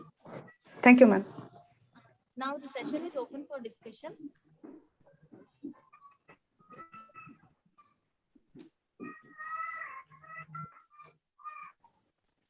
Good job done there, madam. Excellent presentation.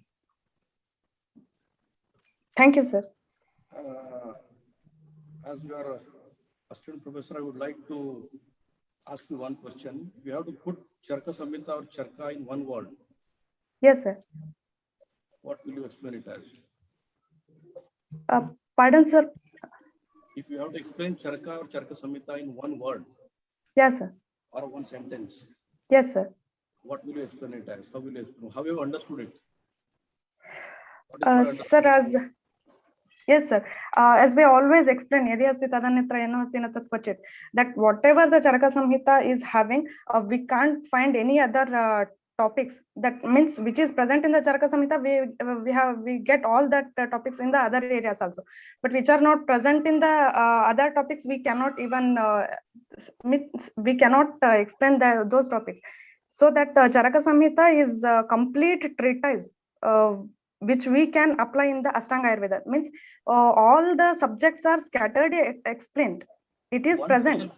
One special feature, madam, to differentiate Charaka from Sushruta and Vagbhata and other Samhitas. How will you differentiate? It's a vague question, but still I would like to know from you because you are from Siddhanta department. Yes, sir. Yes. Sir, yeah, mainly that is in Charaka Samhita, how it is happening is we are having all the concepts, all the Ashtangas we are getting here, not at a place, but in the scattered manner, we are having all the Ashtangas here. So even sometimes how like some Darshana concepts are also included here. Based on that, even it is present in the Sushruta Samhita also, but for the clear understanding of a Trivida Shishya Buddhita, like that concept, it is utilized in the Charaka Samhita. So it is very useful for the even the students and for understanding the concept, even for the practitioners. So like that, we can say the importance of Charaka Samhita. I was given to understand by my guru that Charaka can be called as a pioneer microbiologist in one sentence. Okay. So I don't know what extent I I'm right, but that's how I understood, because a lot of concepts are explained in microscopic levels very Yes, sir. clearly. We can't imagine. Yes, Can't sir. imagine in those days somebody explaining that microscopic level. Okay, sir. My guru used to always tell Yes, that sir. Charaka Samhita, when compared to other Samhita, Yes, sir. information given there is always microscopic level. Okay, sir. Sutta has also explained the same topic, same to some extent, but not to the extent of Charaka. To that depth, sir. I don't know to what extent I'm right, because I'm from the other department. So, comment, madam. Okay, sir. I also agree with you, sir. Whenever we read Charaka Samhita, we got a lot of information, the deep knowledge, understanding a disease very properly. So, support you, sir. Oh, okay. Anyway, good job on there, madam. Thank you, Congratulations. sir. Thank you very much, sir. Thank you. Thank you for this golden opportunity, sir. Thank you.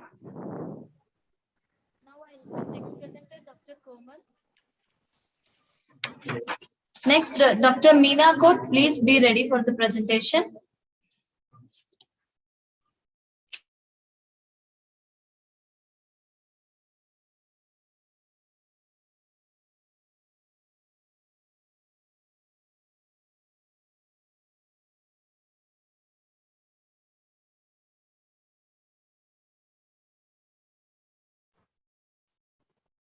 Dr. Komal.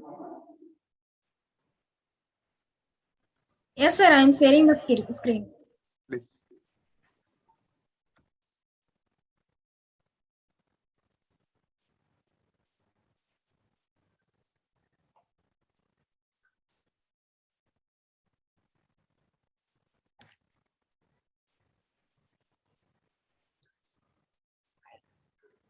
Sir, the screen is visible? Yes, ma'am. Please start. Okay. Application of diagnostic methodologies of the diseases according to Charaka Samhita, PG Scholar, Department of Agadatantra, Tahir Shri B.M. Kankanwadi, Ayurveda Mahavidyalaya, Belagavi. The contents, that is the purpose, basic tools of Ayurveda, Acharya Charaka, approach for the diagnosis of the disease, Roga and Rogi Pariksha, Dashavida Pariksha, and conformity diagnosis of the Charaka Samhita, and then conclusion. In my title, that is the Kaya Bala Graha, Urdu Anga, Shariladamsha, Jararujan. These are the 8 branches of the Ayurveda where these diagnostic tools can be applied for all the branches. That is, in Charaka Samhita, we have the 8 sthanas. So in each sthana having its own importance, that is, in each sthana, they are explained about the diagnostic tools of diseases. That is, Rogamado Parikshet Tato Anantaram Aushadam. Here the Charakacharya has given more importance, that is for the Roga Pariksha. That is to know the etiology of the diseases. And why this diagnostic is important? Because to know the etiology and etopathogenesis. That is in our Acharyas that explained in under the Nidana, Samprapti, and the severity or the prognosis, and to plan the chikitsa. According to Charakacharya, there are the main 3 basic tools of Ayurveda, that is Hetu, Linga, and Aushadha. Here, Hetu is the causative factor, Linga is the signs and symptoms, and Aushadha is, it may be the Dravya and Adravya Bhuta Chikitsa. The Hetu and the Linga mainly helping for the diagnosis of the disease, and Aushadha is helping for treating the disease. Here, the Nidana that can be correlated with the diagnosis, that is to gnosis means to know. In allopathy, in modern science, we take the diagnosis for the confirmatory purpose, but in Ayurveda, we can take it for the to know its cause, nature, and manifestation, severity and pathology of the disease, and to identify it. Nowadays, the diagnosis covers the clinical diagnosis, laboratory diagnosis, radiological diagnosis, principal diagnosis, and differential diagnosis. Diagnosis is the process of identifying or determining the nature and cause of the diseases through the evaluation of patient history, examination, and review of laboratory data. And diagnostic, identifying a disease by the examination of signs and symptoms by other investigations to reach the conclusion. in Ayurveda, we have the main classification, that is the Roga Pariksha and Rogi Pariksha. Here in Roga Pariksha, we come across the Pramanas, Nidana Panchaka and Kshatriya Kala.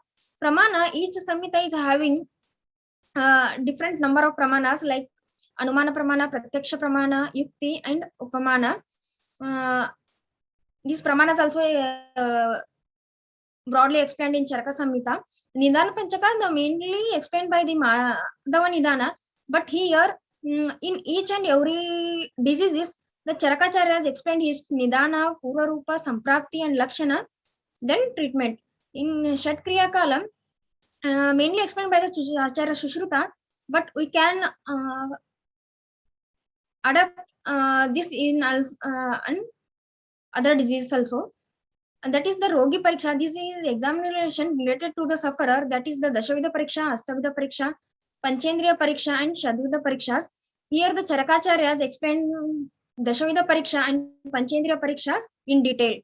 Pramanas, that is the Pratyaksha Pramana. By Pratyaksha Pramana, that is the Varna, Gatra, Samsthana. These can be assessed. And Anumana Pramana, that is by knowing the cause, we can assess the what is the effect. Yukti, Aptopadesha, and Upamana Pramanas. Dashavida Parikshas that are in detail that are dealt in the Charaka Samhita. That is the Prakruti, Vikruti, Ahara Shakti, Vyayama Shakti, Sara Shakti, Samanana, Sattva Pariksha, Satmya Pariksha, Pramana, and Vaya. These are please not 4 minutes. mainly for the assessing the Bala, and later these are helping for the diseases. And the Dashavida Pariksha Bhavas, this is only explained by the Acharya Charakas. Here the Karana, Karyayoni, Karya, Karyaphala, Anubandha, Desh and Kala. Here the who is treating the disease and with what he is treating, what is the initial stage and what is the outcome, Desha, Kala, we can assess. In modern science, the diagnosis is based on the subjective and objective parameters. Subjective is Varna, Samsthana, you can correlate in Ayurveda, and objectives like Prashna Pariksha, Varsha Pariksha. Confirmatory diagnosis in Ayurveda, in modern science, that is the science, laboratory investigations, radiological, laparoscopic. In Charaka Samhita, Prakruti, Vikruti, Arishta Lakshanas, Oja Gunas. Conclusion, nowadays there are the various tools to make the diagnosis in early days, but expensive. Thus, we have to know the diagnosis by Ayurveda method so that we can reduce the financial burden. Once the physician has concluded the diagnosis, it is helping to explain the prognosis and plan the treatment of the patient. Thank you.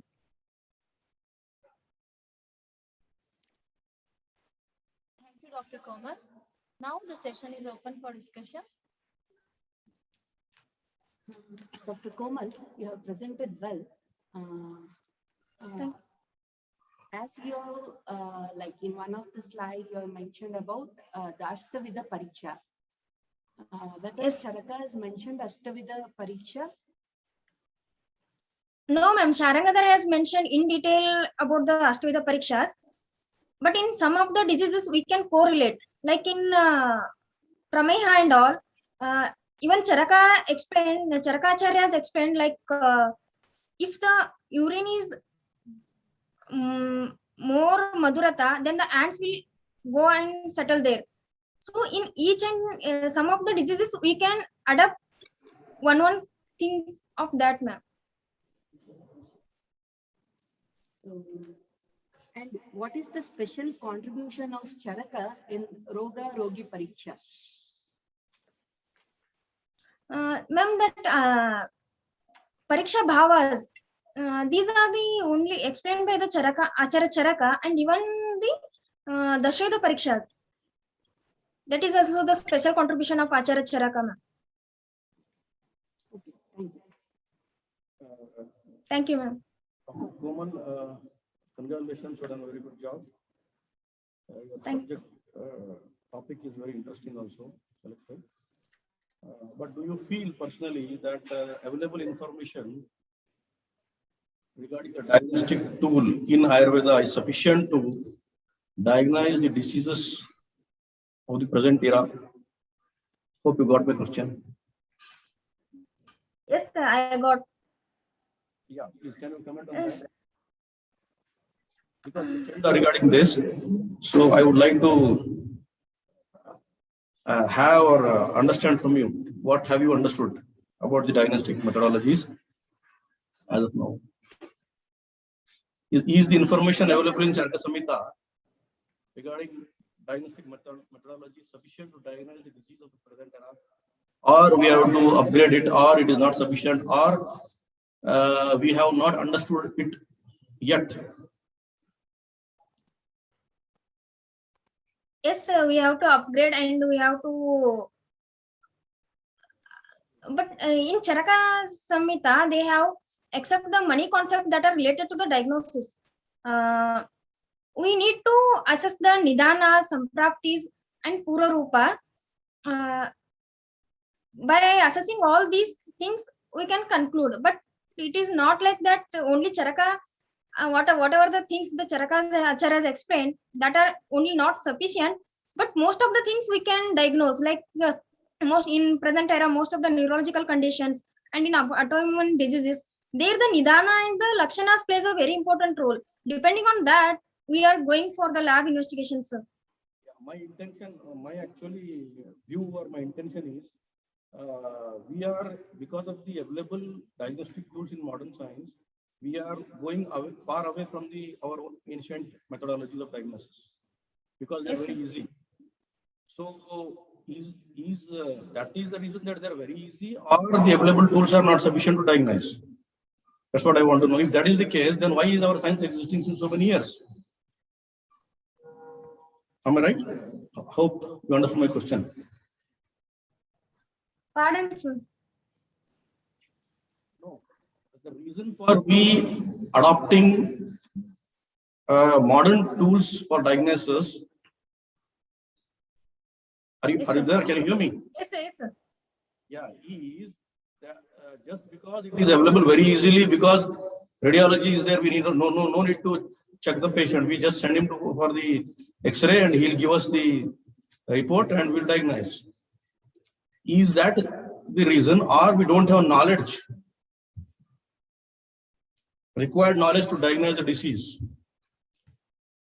What do you feel? What is your opinion? Yes, sir. We are not having sufficient knowledge to diagnose based we only depending so on much on the the modern tools. That's what. To reduce the financial burden of a patient, we need to upgrade in through our samhitas, and we can adapt those things even for the betterment of the patient also. Anyway, good job done there. Keep it up. Thank you, sir. Congratulations. Thank you, Dr. Komal. Now I request the Dr. Meena Kaur for the next presentation.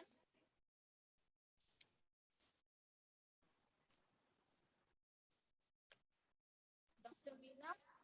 Yes, ma'am. Yes, ma'am. Just give me 5 minutes.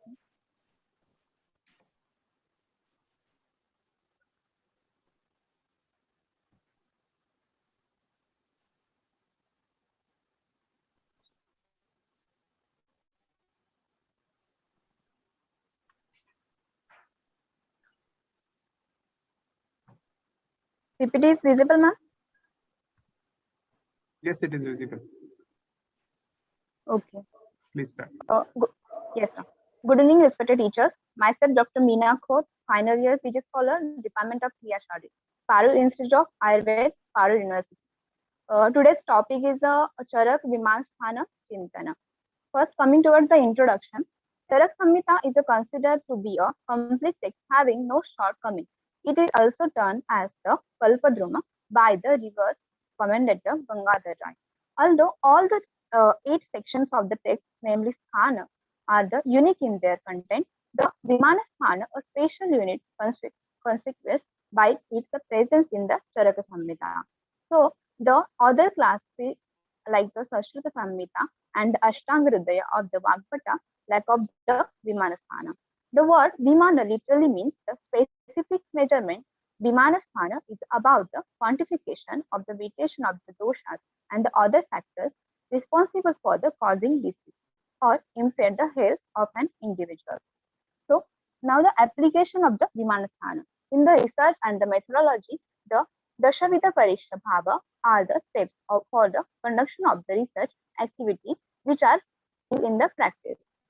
Then the patient examination. There are different methods in the explained in the Charaka Samhita, which are the Dashavida Pariksha, which is Prakriti, Vikriti, Sara, Samana, Pramana, Satyam, Sattva, Ahara Shakti, Vyayama Shakti, explained in the 8th chapter of the Vimanasthana. Very much important in the understanding the span of life, length of person, the strength of person, probable cause, and the strength of the disease.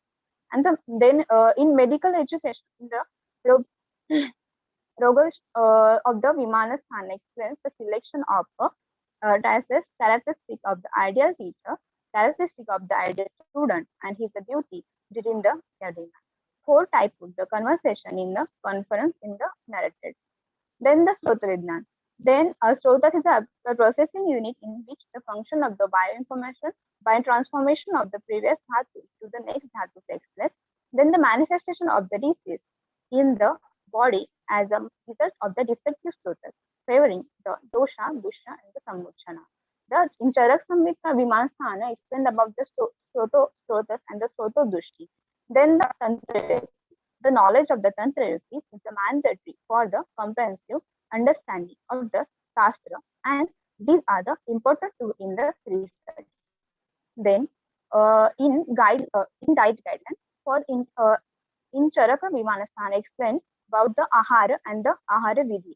For the intake of the Ahara or food, some special conditions illustrated in the Vimanasthana. That is Ashtavida Ahara Vishishyatrani like Prakriti, Karana, Sanyoga, Rashi, Desha, Kala, Upyoga Sanstha, and Upyokta. And the Ahara Vidhi Vidhana, which is a 10 factor for intake of the food. Then in epidemics, for the management of the epidemics, preventive measures described for such a situation are the Panchakarma, Rasayana Chikitsa to enhance the immunity and the strength, truthfulness, compassion for the living being, charity, then washing because the Rajana of the Charaka Samhita is the Swasthasya Swasthya Rakshanam and Aturasa Vikara Prashanam. Then the conclusion of my study is from the then the Prana Vishwara Vedya should have the knowledge of the Vimanasthana of the Charaka Samhita and for the better applicability of the fundamental concept in the clinical practice and understanding the science contextually and the broadly in the necessary. These are the references. Thank you. Thank you, Dr. Meena. Now the session is open for discussion. Yes. Dr. Meena, Yes, congratulations. You have presented well. Can you just tell in a sentence what's the importance of Vimanasthana? Yes, ma'am. There is a different basic methods which are explained in the Charaka. Just like a Janov dancer, which is now this situation is a pandemic situation, which is Corona, and then different Ahara Vidhi, which is a very important for the immunity or improve our immunity. So there is a different basic method which is explained in the Charaka Vimanasthana. That's why the Vimanasthana is a very important part of the Charaka Samhita.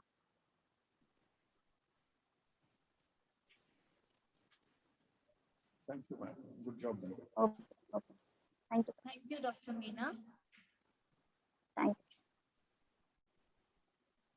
Now I request my special thanks to all the presenters who made this session very interesting through their views and discussion. Now I request Dr. Shelly sir to please put forth his remarks on this session. Sir, please.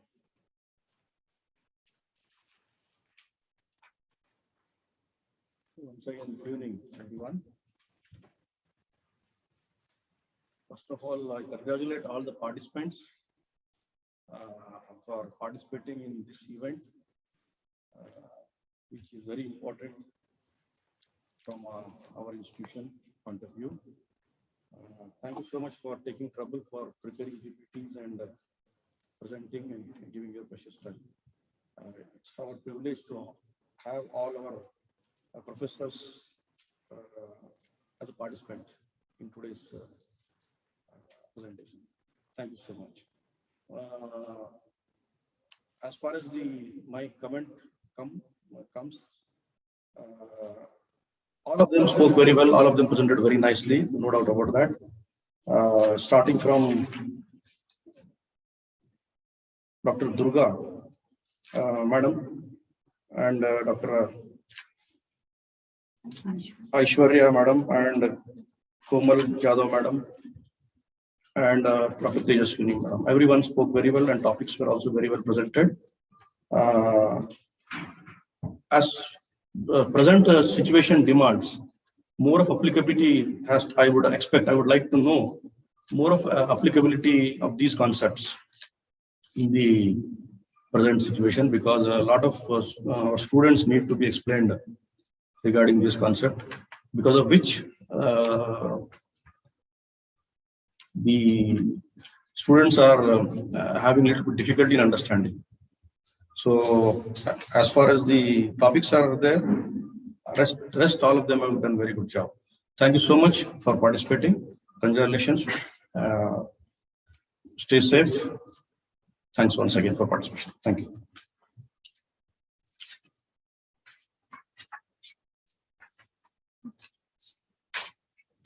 Thank you, sir. Now I take this great opportunity to convey my heartfelt gratitude to the chairpersons of this today's paper presentation session, Dr. Shelly sir and Dr. Mansama, for their valuable time and remarks, which made these sessions very fruitful and knowledge-gaining. Thank you, ma'am and sir. Now I also extend thanks to all the paper presenters and all the present delegates of this session. Thank you, one and all. Now I request Dr. Santosh sir, HOD, Department of Samhita and Siddhanta, to take over the next sessions by Dr. Trivedi sir.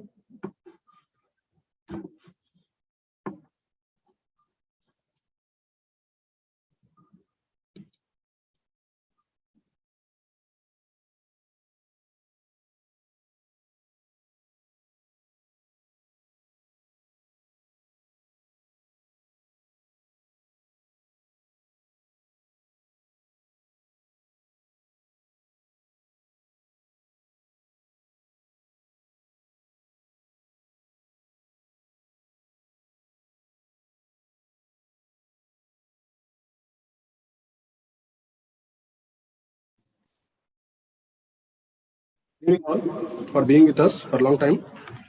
It's great pleasure for me to introduce our next guest speaker, Dr. Kamlesh Kumar Vivedi, sir, who is going to talk on relevancy for Charaka Samhita in 21st century. Sir has finished BMS from SSU Varanasi and MD and PhD from BHU Varanasi. Sir has completed Diploma in Yoga, BHU Varanasi, PG Diploma in Hospital and Administration, ISSR Vellore. Sir got distinction in Ayurveda Parichaya, Sharira Rachana, Sharira Kriya, Agada Tantra, Charaka Samhita, Kaya Chikitsa, and Shalya Tantra. Sir got distinction in Diploma in Yoga. Sir is also a gold medalist. Sir got gold medal from Hari Om Ashram Gold Medal Award 2021, GAU Jamnagar. Sir also got Best Teacher Award from Lions Club in the year 2006. Sir has been awarded as Yoga Ratna Award, International Conference on Yoga, Science and Education, BHU Varanasi in the year 2016. Sir also got Kashi Ratna Award in the 2019, Shikshak Sammana 2020, and Lifetime Achievement Award by Arogya Mandala Charitable Trust, Bareilly. Sir was also nominated as member of CCM by Government of India for special contribution in the field of Ayurveda from 2017 to 2020. Sir is also nominated as member, Board of Governors, NCISM by GOI for contribution in the field of Ayurveda. Sir is having 22 years of experience in UG, 8 years in PG. Sir has guided more than 11 PhD students. Sir has attended conference more than 200. Sir has also participated as a guest lecturer and has conducted 122 guest lecturers. Sir has published books, 3 books and 41 paper publications. And sir has also organized 42 seminars. So we are very fortunate to have you, sir, here. I wholeheartedly welcome you for the second session. Welcome you, sir. Over to you, sir.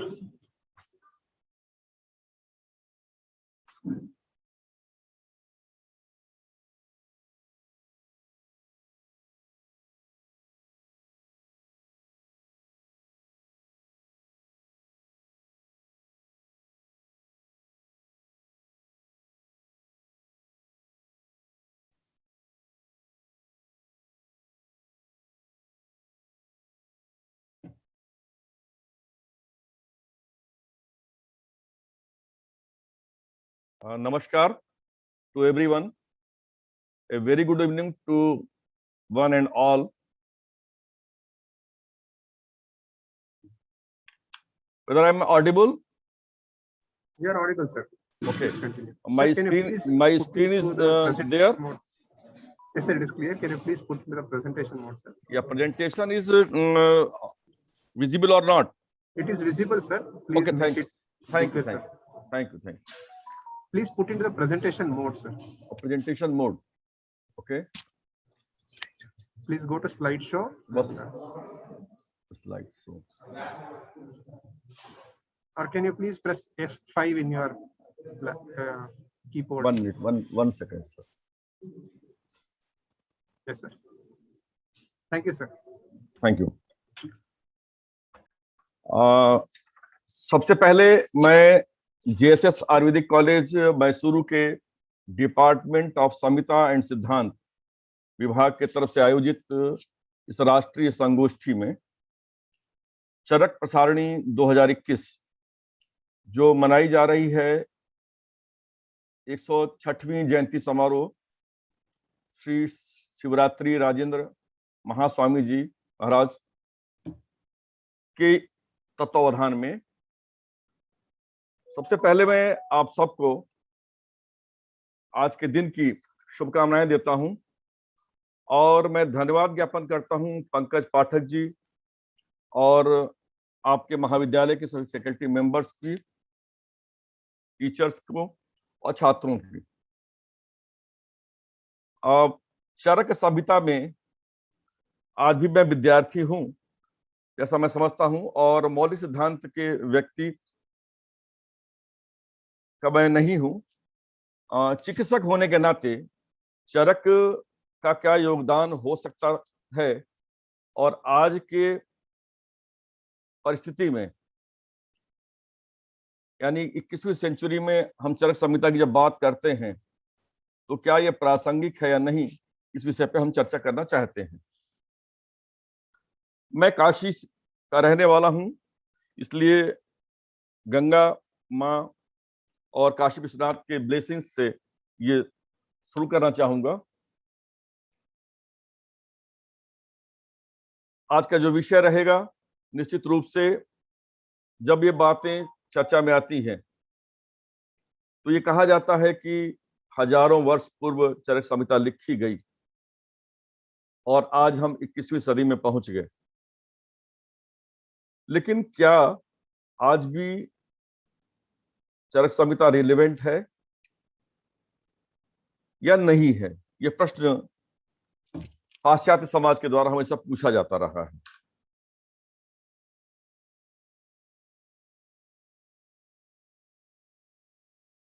Charak Samhita is one of the oldest, most authoritative and comprehensive works ever written in Ayurveda.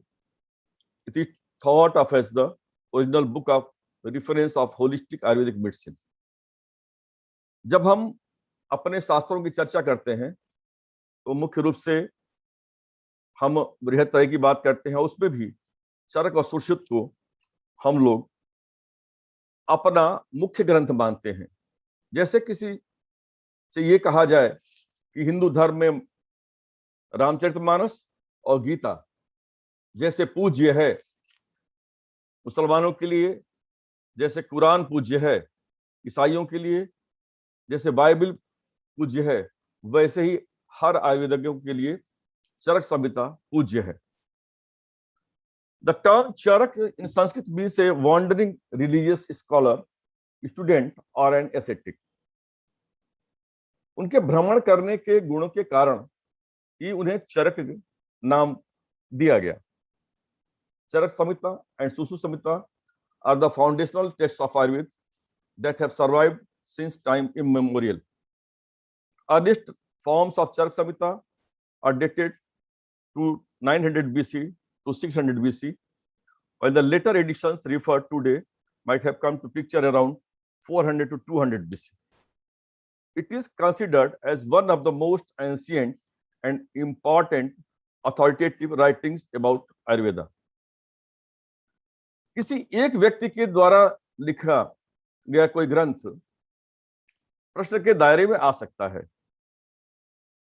लेकिन हमारे चरक संहिता को 3 स्तर पे हम लोग बांटते हैं और ये कहा जाता है कि आत्रेय के उपदेशों को अग्निवेश ने संकलित किया, उसके बाद चरक जी ने उसका संस्कार किया और दिड़बल ने 3rd स्टेज पे उसका पुनः संस्करण किया। एक और खास बात, किसी एक व्यक्ति के द्वारा चरक संहिता नहीं लिखी गई। जो हमारे यहाँ पहले मेथड रहा है कि कई विद्वान बैठ करके चर्चा करते रहे हैं और उसका जो जिस्ट आता रहा है उसको उन लोगों ने अपने प्रयोग में लिया, उसको लिखा। यानी कि इसमें बहुत से लोगों की बुद्धि का उपयोग हुआ और इस तरह से लिखा गया।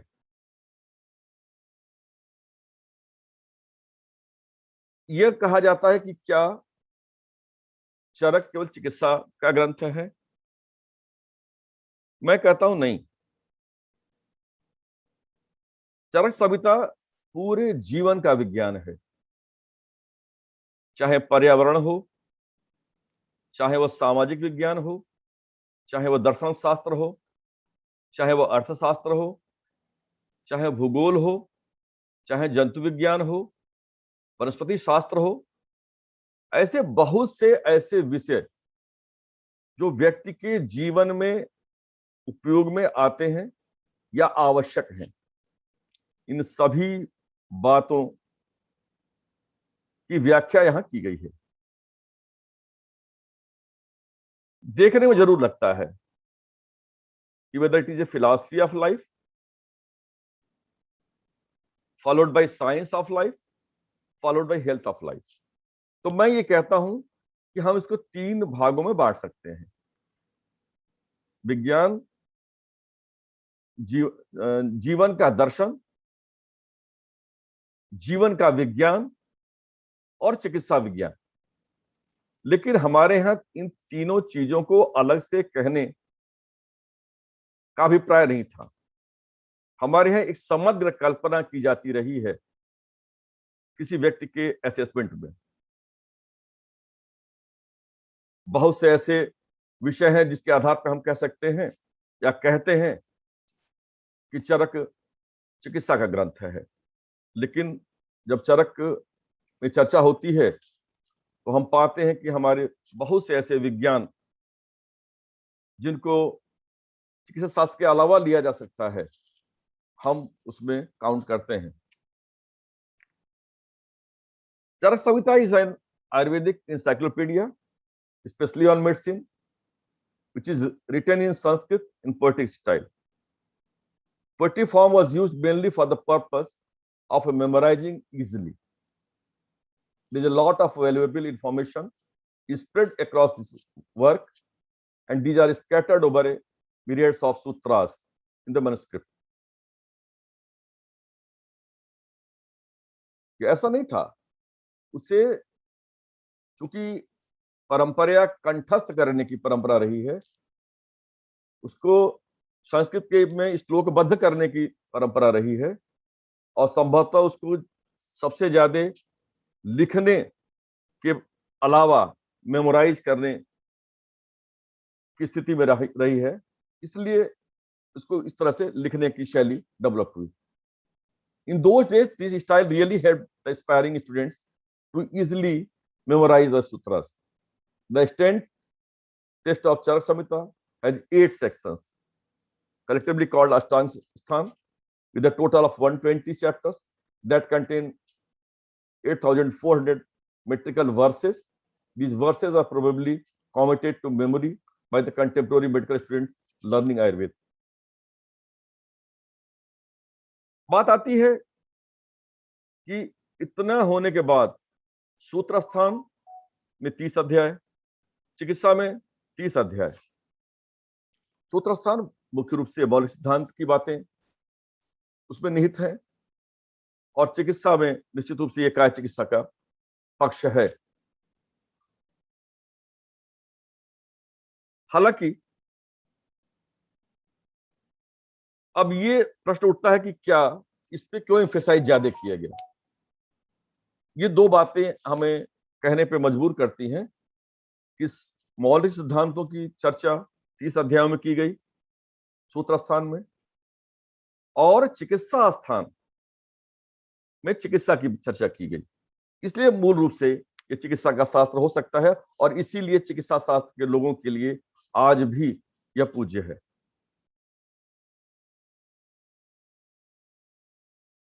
पहले संहिताओं का नाम तंत्र हुआ करता था, वो तंत्र नाम से प्रसिद्ध हुआ करते थे। तंत्र शब्द का अर्थ होता है विस्तार, या रक्षा का बोधक होता था, यानी विषयों का वर्णन संक्षिप्त हो लेकिन विस्तार की संभावनाएं हो। ये कोई नहीं कह सकता कि जो लिख दी गई वो पूर्ण रूप से अटल है, लेकिन उनको समय के अनुकूल, आने वाले समय के अनुकूल उसे आप कैसे यूज करते हैं, that was the important factor. जिन ग्रंथों में भाष्य रूप में विस्तृत विषयों का वर्णन हो उन्हें संहिता कहा गया।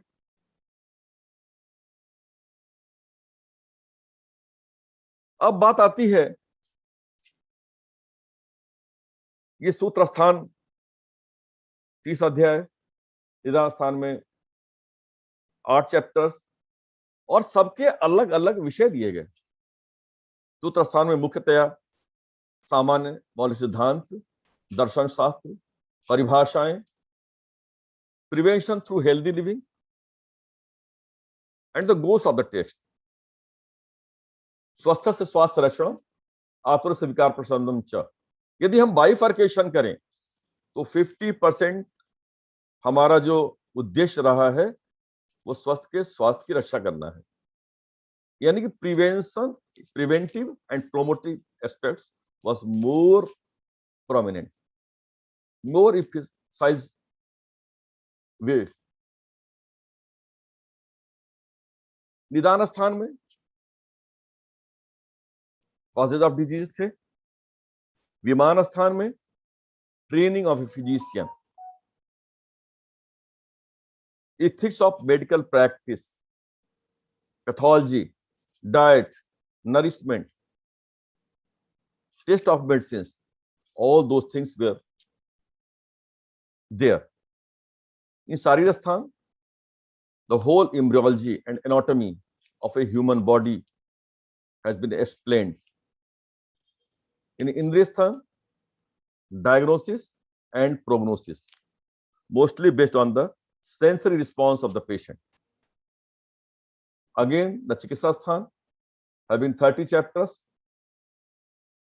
which is full of medicines and treatment of diseases. Then Kalpasthan, they talked about the pharmacy, the preparation and dosage of medicine, science of their abuse and dealing with poisons. And at last, Siddhi Sthan 12 chapters, शोधन और bio purification of the body. तो जब चर्चा की जाती है, ये जरूर कभी प्रश्न उठता है कि ऐसे स्कैटर्ड वे में क्यों, जैसे जिसकी आवश्यकता समझी गई वैसा उसमें उसको संग्रहित किया गया।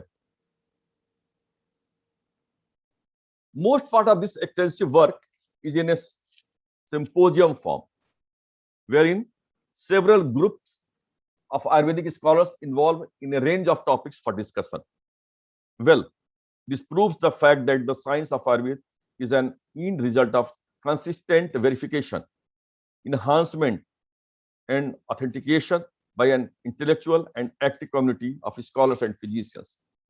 किसी एक व्यक्ति की योजना नहीं है, कई चरण में, कई वर्षों में 2-3 जनरेशन ने उसे मिलकर उसको कंट्रीब्यूट किया, इसलिए गलत हो ही नहीं सकता। इसीलिए हम कहते हैं कि जो चरक में लिखा गया है वो शाश्वत रूप से सत्य है, आज या आने वाले समय के लिए भी।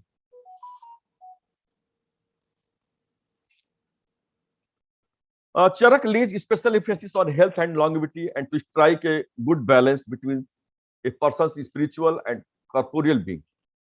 That is why during diagnosis, it goes down to the roots to find the origin of disease. पाश्चात्य चिकित्सा की तरह लक्षण देखा, चिकित्सा शुरू कर दिया, ऐसा नहीं। और हमारा केवल 50% पार्ट था, आतुर से विकार प्रसंच,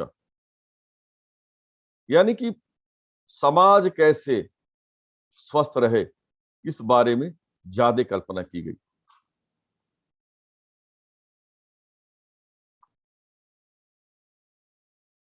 When Charak talks about concept of Ayu, he says, Hitaitam sukham dukham, mayus tasya hitaitam, manam chata cheyatruktam, Ayurveda se uchyate.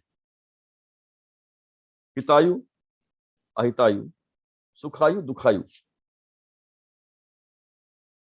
दो अपने लिए, व्यक्ति के लिए और दो समाज के लिए। समाज कैसे स्वस्थ रहे इस बात की कल्पना भी की गई है, इस बात की विवेचना भी की गई है। ये हमारे पुराने शास्त्रों के सिद्धांत हुआ करते थे। ये नहीं कि केवल मैं स्वस्थ हूं, मेरा पेशेंट स्वस्थ रहे, लेकिन मेरा पूरा समाज स्वस्थ रहे, राष्ट्र स्वस्थ रहे।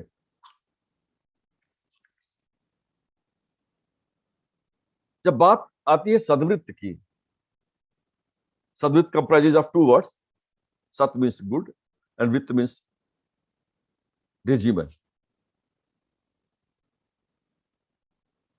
Association with good people leads to the development of good behavior, which is considered as sadvrit. Chakrapani CS on Charak Samhita Sutrasthan. अच्छे व्यक्तियों के साथ, गुरुओं के साथ, बड़ों के साथ, सच्चरित्रवान व्यक्तियों के साथ रहने के लिए, उनके व्यवहार को आत्मसात करने के लिए, व्यक्ति के मानसिक अवस्था को परिवर्तित करने के दृष्टिकोण से अच्छे व्यक्ति का साथ रहना जरूरी है। यानी कि जो वातावरण है, उस वातावरण में भी अच्छे व्यक्ति, श्रेष्ठ व्यक्ति, गुरु, वृद्ध, बड़े, सबका आदर करना और उनके द्वारा प्राप्त ज्ञान को आत्मसात करना, उनके द्वारा प्राप्त आशीर्वाद को प्राप्त करना।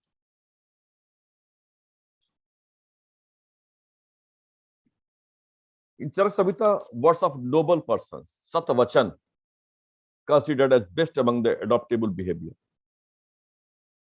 व्यवहार में परिवर्तन कैसे हो सकता है? Happiness is the best among promotive things.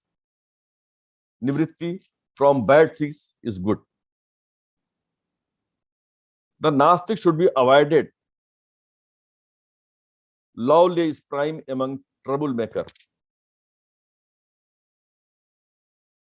Words of the Asad Grahan are prime among the factors leading to harmful effects. These are some examples which can be quoted. Person desirous of observing sadhguru should abide by the above mentioned principles. This is one of the important concepts of social and behavioral health described in Ayurveda. This particular concept emphasizes the social intercourse and its impact on health and well-being in general. All the principles, such as mingling with good peer, happiness, aloofness from bad things, avoidance of an atheist, and avoidance of greed are very much relevant to the contemporary wisdom of social and behavioral science. यानी आप अच्छे व्यक्ति के साथ हैं तो आपके अंदर संस्कार आने हैं।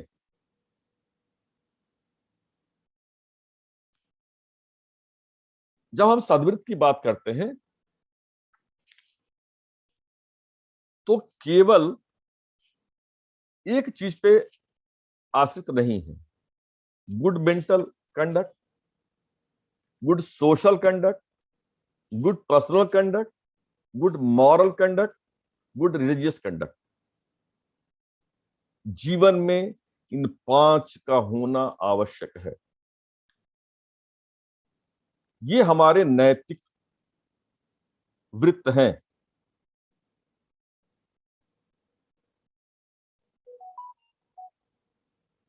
और जब हम लोग अपनी परिभाषा कहते हैं तो कहते हैं सब दोषा समाग्निश्च समधातु मलक्रिय प्रसन्न आत्मा इंद्रिय मन। क्या आत्मा प्रसन्न होती है? आत्मा प्रसन्न होने का अर्थ नहीं,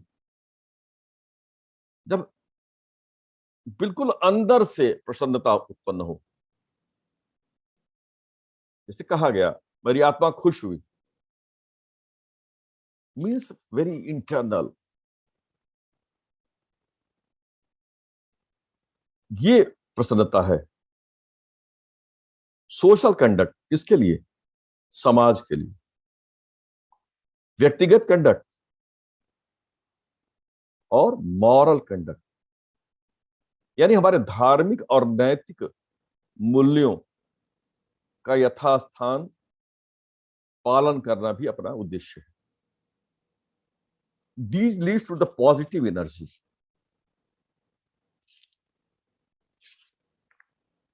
Then Achar Rasaya emphasizes the conduct of an individual in social settings. It reiterates the behavior and conduct of an individual in a social network.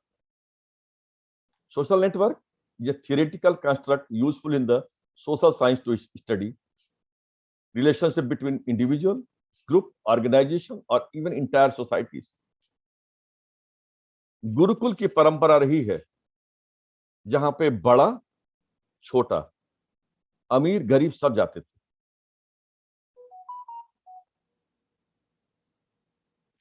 वहां कोई अंतर नहीं, सामाजिक समरसता का उससे बड़ा उदाहरण हो ही नहीं सकता। और सबको एक ही खाना, सबको सारे कार्य करने, राजा हो रंक हो, ग्रुप में कैसे काम करना, कैसे किसी संगठन को चलाना,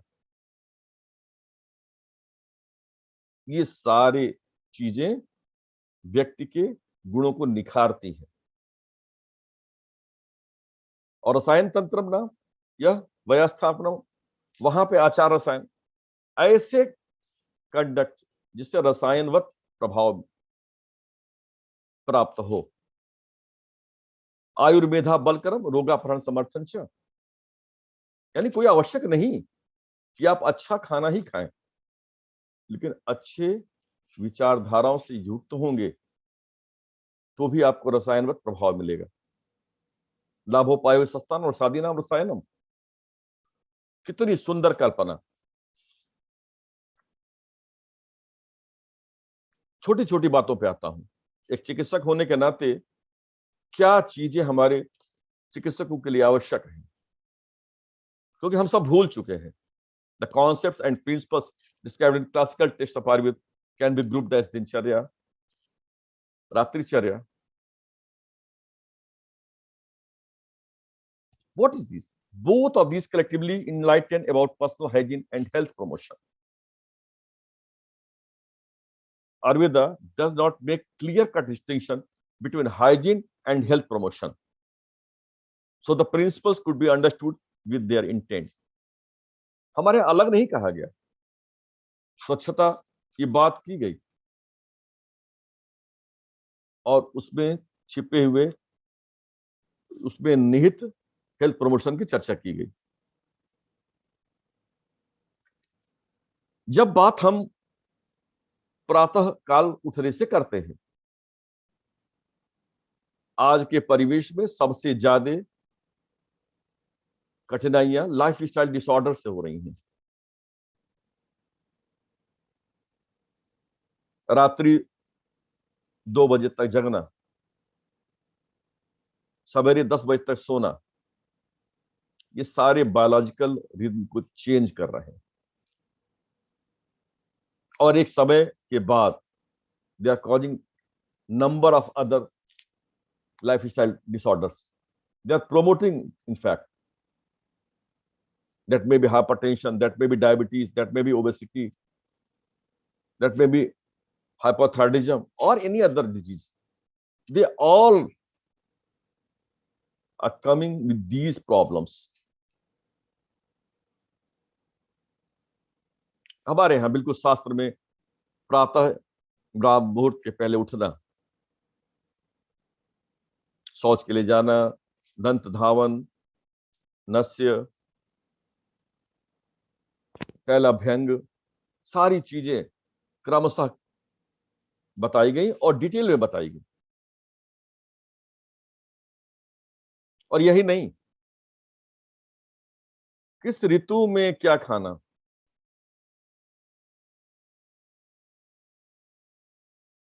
it is prominently discussed in the first few chapters. और ये केवल चरक संहिता में नहीं, लगभग सभी संहिताओं में. Prevention of disease to maintain health is being the first and foremost M.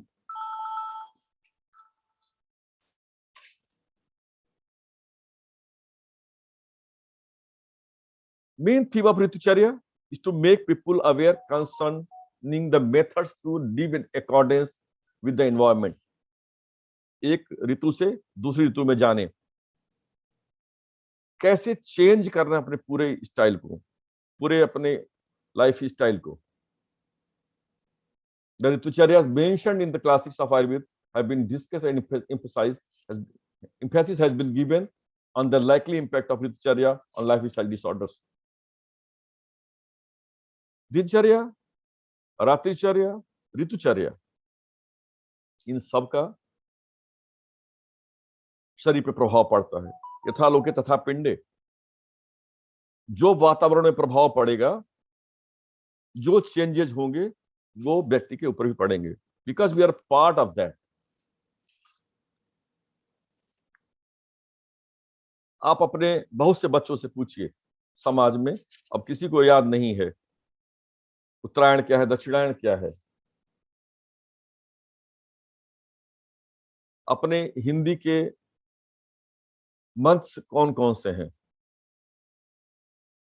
ऋतुएं कौन कौन सी हैं, शिशिर, वसंत, ग्रीष्म, वर्षा, शरद, हेमंत.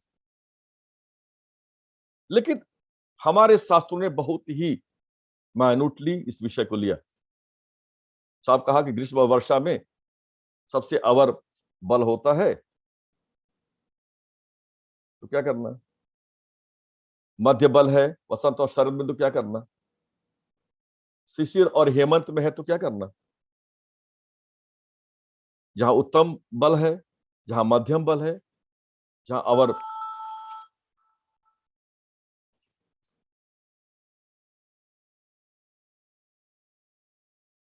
तो उसके अनुसार आहार विहार करना, क्या नहीं करना, क्या करना, क्या भोजन लेना, क्या औषधि लेना, सारी बातें।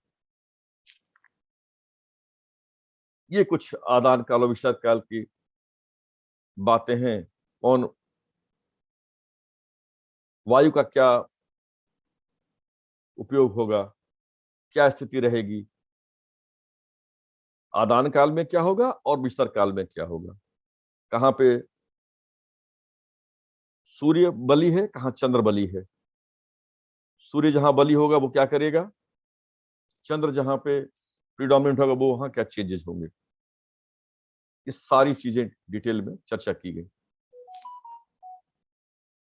कुछ वेगों की बात की, हमारे यहाँ सामान्य छोटी छोटी चीजों की चर्चा की गई।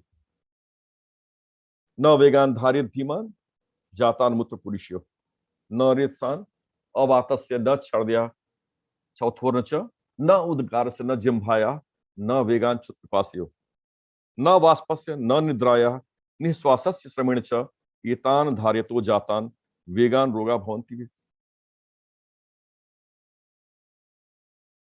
क्या सप्रेसिबल और क्या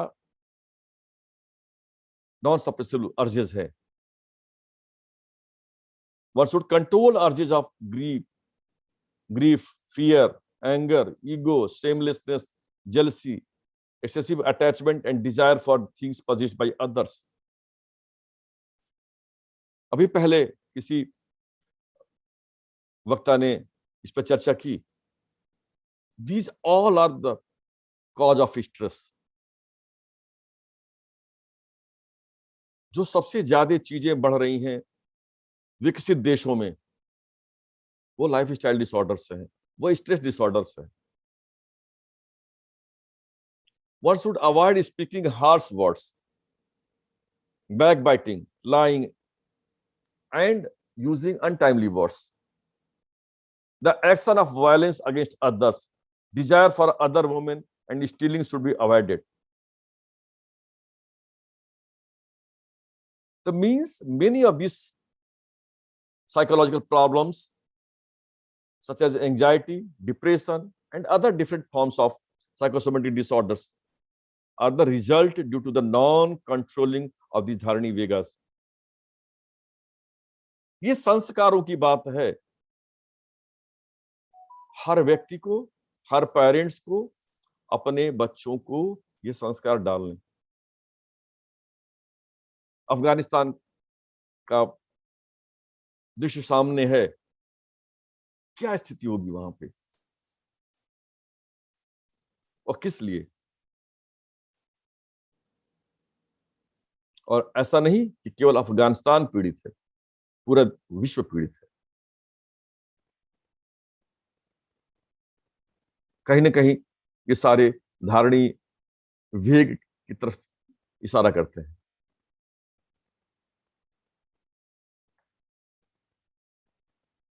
अधारणी वेगों के बारे में चर्चा करते हैं।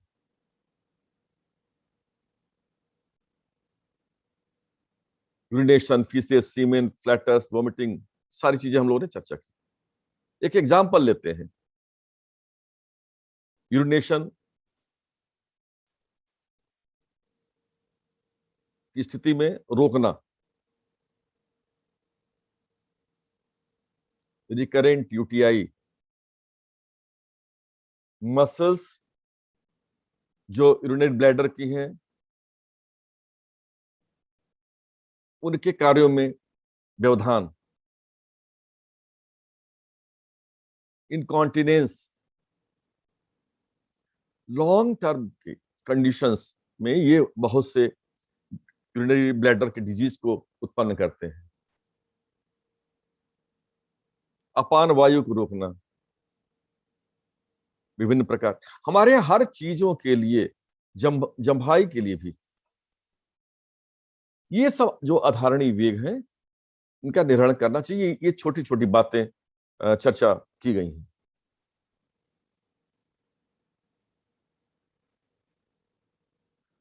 जनपदोध्वंस की चर्चा कर लेते हैं। वायु, उदक, देश और काल। अभी हम पिछले 1.5 साल से हम लोग कोरोना के काल खंड में जी रहे हैं।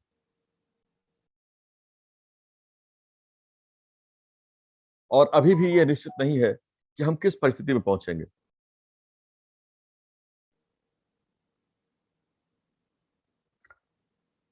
केवल और केवल बड़े ही आत्मविश्वास के साथ कहना चाहूंगा, अभी तक किसी पैथी में बहुत स्पष्ट चिकित्सा को क्लेम करने की स्थिति नहीं है। पाश्चात्य जगत ने तमाम औषधियां पिछले 1.5 साल में ट्रायल की, लेकिन किसी को भी आज तक ये नहीं कहा कि ये इसकी चिकित्सा है। एक छोटी सी बात करता हूं, कभी किसी पाश्चात्य एलोपैथिक डॉक्टर से बात करिए, पिछले 30-40 साल में कितनी एंटीबायोटिक्स आई, लेकिन उन्होंने ये स्पष्ट कहा कि आने वाले समय में हम कोई नई एंटीबायोटिक लाने की स्थिति में नहीं है, और जो पुरानी है वो रेजिस्टेंट होती जा रही है। तो क्या हो सकता है? हमारी आयुर्वेदिक औषधियों का अलग विकल्प है। कोई ये नहीं कहता कि साहब इनको ये सब रेजिस्टेंट हो गई है। कुछ चीजें हैं जिसको स्वीकार भी करना है, उनकी सर्जरी, उनके एंटीबायोटिक, उनके संज्ञाहरण, उनके पोटेंट एनाल्जेसिक्स, लेकिन उसके अलावा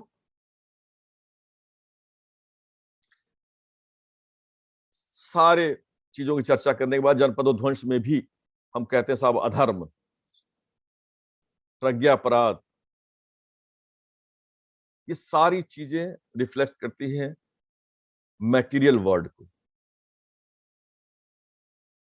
एक दूसरे को नीचा दिखाने की प्रवृत्ति, एक दूसरे को हड़प करने की प्रवृत्ति, ये सारे कभी कभी तो ये भी बात आती है कि बायोलॉजिकल वार के लिए बनाया हुआ अस्त्र था जो कोविड के रूप में पूरे विश्व में तबाही मचाया।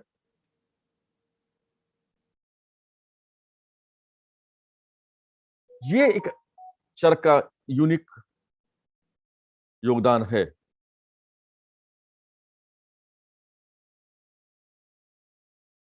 इस पे आगे चलते हैं।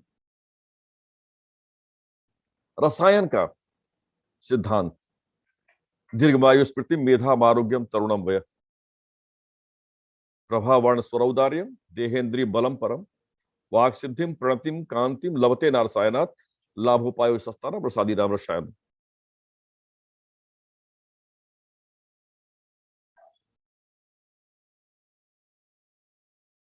आयु को जो बढ़ाए, मेंटल फैकल्टीज को इंप्रूव करे, इंटेलेक्ट को इंप्रूव करे, मेमोरी को इंप्रूव करे, आरोग्य प्रदान करे, और चेक्स द एजिंग। ये इतने ज्यादा गुणों से रसायन की चर्चा की। वयस्थापनम आयुर्वेदा बलकरम रोगापहरण समर्थन च, बलकरम और पूरा सिद्धांत व्याधि क्षमता पे आके टिक जाता है।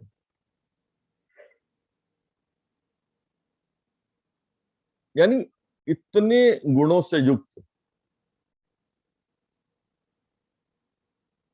ऐसे सारे उपाय, चाहे वो आचार रसायन हो, चाहे वो नॉन फार्माकोलॉजिकल अप्रोच हो, व्यक्ति खुश है तो भी तो रसायनवत इफेक्ट है पड़ रहा है, स्ट्रेस में है तो अपोजिट इफेक्ट पड़ रहा है।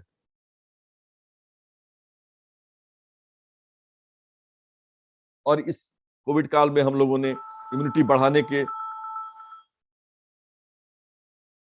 उपायों पे एक लंबी चर्चा की, चिकित्सा के अलावा प्रिवेंशन के लिए भी, चाहे वो बच्चों के लिए स्वर्णप्राशन हो, चाहे बड़ों के लिए अन्य औषधियों का उपयोग हो।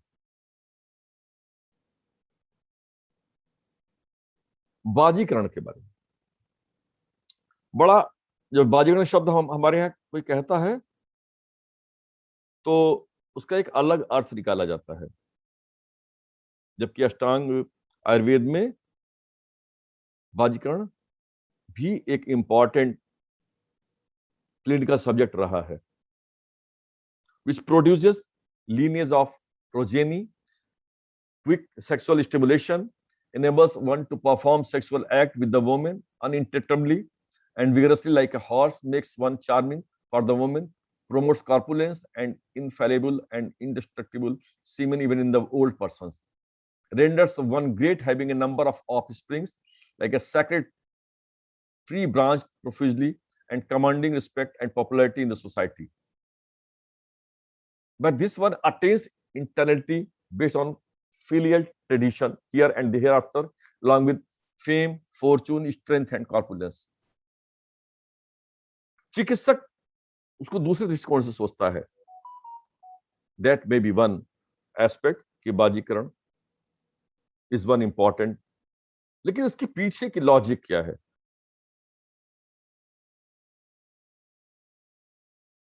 हमारे यहाँ बहुत से ऐसे अवसाद, स्ट्रेस के रोगों में बाजीकरण औषधियां दी जाती हैं और निश्चित रूप से इस भागम भाग के युग में बाजीकरण के औषधियों का भी उपयोग उसके लिए हो रहा है. But it is more mood elevator. ये कोई आवश्यक नहीं, हम उसी पर्पस के लिए यूज कर रहे हैं, but we can use it in different other stress disorders, other psychological elements, but we are using it.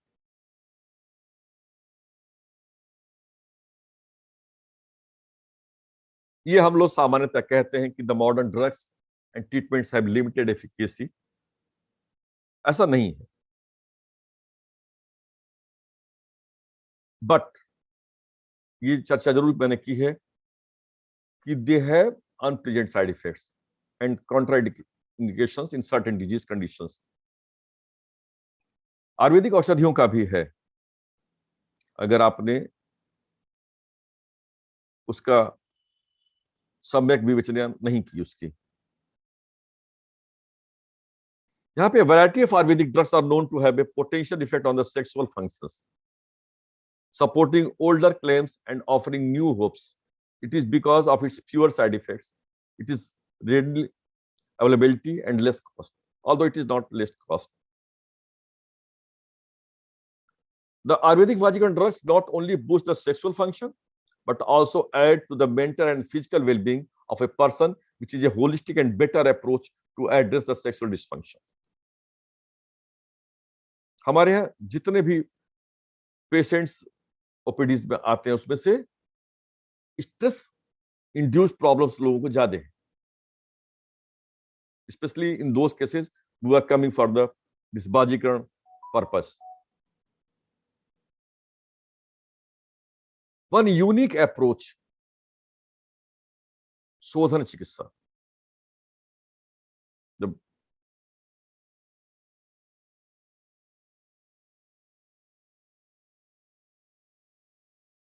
हमें लगता है कि कोई भी चिकित्सा शास्त्र ऐसा नहीं है जो व्यक्ति के बॉडी के बायो प्यूरिफिकेशन की बात करता हो. केवल यही विज्ञान ऐसा है जो आयुर्वेद का विज्ञान जो शोधन चिकित्सा की चर्चा करता है और अंत शोधन की बात करता है. And that purification at the cellular level. दोषा कदाचित कुप्यन्ति जिता लंघन पाचने जिता संशोधने न तू न तेषां पुरुद्भवः. दोषाणां च ध्रुवाणां च मूले अनुपहते सति रोगाणां प्रसवानां च गतानां गतिर्ध्रुवः. ये अपना कंट्रीब्यूशन है चिकित्सा के दृष्टिकोण से. एक बहुत अभी हमारे पूर्व वक्ता इस पे बहुत लंबी चर्चा कर रहे थे पथ्य पथ्य की। पथ्य सति गदा तस्य किम औषध निश्चय बणई, ये चर्चा हो चुकी है। जो ब्रह्मांड में है वही पिंड में है। ब्रेन सेल्स का स्ट्रक्चर और यूनिवर्स का स्ट्रक्चर काफी मिलता जुलता है। वैज्ञानिकों ने इसको सिद्ध करने की कोशिश की है। देन पंचमहाभूत का सिद्धांत आज भी अकाट्य, आकाश जल वायु अग्नि पृथ्वी की चर्चा की, और यही सारे पंचभूत शरीर में और ब्रह्मांड में, उनको और सरलीकरण करने की दृष्टिकोण से, उसको फिजियोलॉजी के दृष्टिकोण से समझने के लिए वात पित्त कफ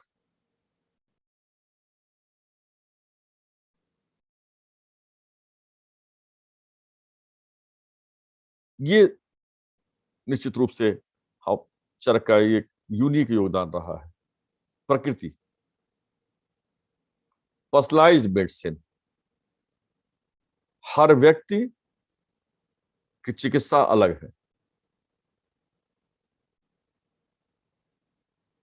दोष वय देश काल काफी चीजों को, लेकिन मुख्य रूप से प्रकृति के अनुसार चिकित्सा करना और सफलता प्राप्त करना, इस पर चर्चा हमारे पूर्व वक्ता ने की। अष्ट आहार विधि विशेष आयतन,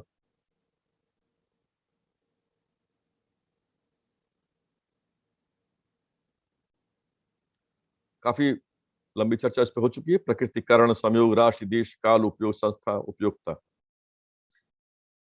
एक चिकित्सक को भी ये जानना जरूरी है, क्योंकि बहुत सी ऐसी व्याधियां हैं जो नियमों का पालन न करने से होती हैं। द्वादश आसन विचार पे एक लंबी चर्चा अपने यहाँ है। कैसे खाना, कब खाना, गर्म खाना, ठंडा खाना। आज के पाश्चात्य युग में हम खड़े होकर खा रहे हैं, जबकि हमारे यहाँ पालथी मार करके बैठ करके खाने का विधान रहा है, और ये माना जाता है कि उससे अग्नि प्रदीप्त होती है, हाथ मुंह धोना है, फिर आराम से पालथी मार के एकाग्रचित्त होकर खाना है। फोन पे बात करते रहेंगे और खाना खा रहे हैं, टीवी देख रहे हैं। These all are inviting to different type of diseases. विरुद्ध आहार, it is a unique concept described in Ayurveda. काफी चर्चा हमारे पूर्व वक्ता ने कर दी है इस पे। देश, काल, अग्नि, मात्रा, सात में दोष विरुद्ध। छोटा सा एग्जाम्पल, जितने आज के ये फास्ट फूड्स आ रहे हैं, they are the examples for that.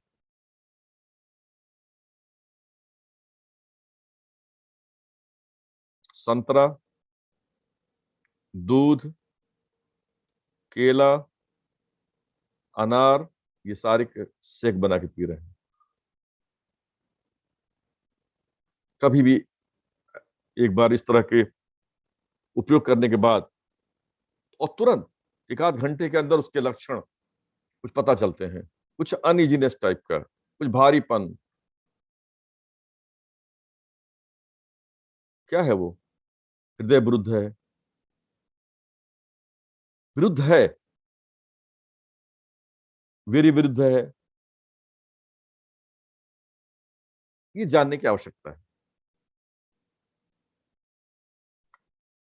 कुछ और भी चर्चाएं की गई हैं, जिसमें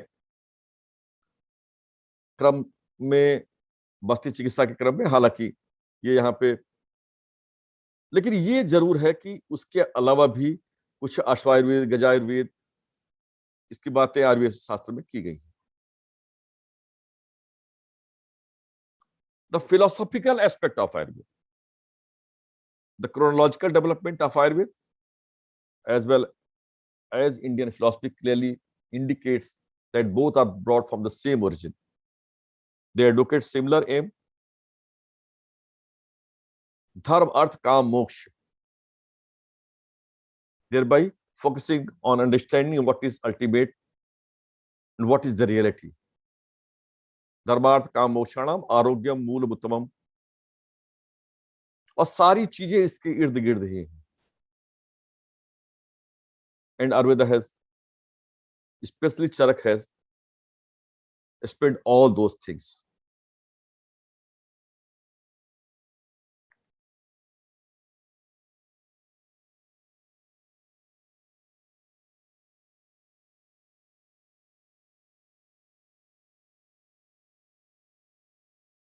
The realm of Ayurvedic philosophy is expanded beyond this, and it was tried to express the universal health approach for a better world. It states that when the body humors and metabolic state और digestive fire are in equilibrium, सामान्य बात है, समदोषा समाग्निशी की जब चर्चा करते हैं, यानी हमारे यहाँ हर पक्ष के स्वस्थता की कल्पना की गई है. And this clearly indicates that the philosophical equilibrium plays a pivotal role in preserving health status.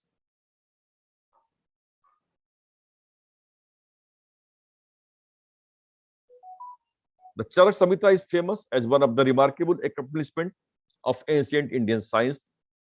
The credit goes to Parvashvatreya, Agnivesh, Acharya Charak, and Kashmiri Pandit Dirbal and others team who are the preceptor, composer, director, and amender respectively. The text is not only an interesting source of ancient medical practice, it also may be a source of valuable information on ecological, social, and economic conditions in ancient India. The text describes physical geography with words such as Jangal, Anup, and Sadharan. Then list the trees, vegetables, lakes, rivers, bird life, and animal found in each of these regions. The identification, the geography of that particular area. Many of the drugs mentioned, they state, are linked to the region of their origin. Magadhi from Magad, Kashmir from Kashmir. ये कुछ ऐसे examples हैं. They list the numerous mammals, reptiles, insects, fishes, amphibians, anthropods, and birds, and the respective chapters of Charaka Samhita, these are mentioned in. मैं कहता हूं कि ये सारी चीजों की चर्चा उन्होंने की. वैद्य समूहो निसंशय कराणम.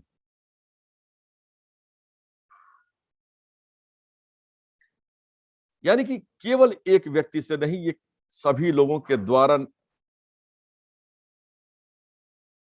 चर्चा में लाने के बाद से लिखी गई. Through his genius and intuition, Acharya Charak made landmark contributions to Ayurveda. He forever remains etched in the annals of history as one of the greatest and noblest of Rishi scientists. Charaka Samhita covers all aspects of medical science with special importance to Kaya Chikitsa and remains par excellent on that subject.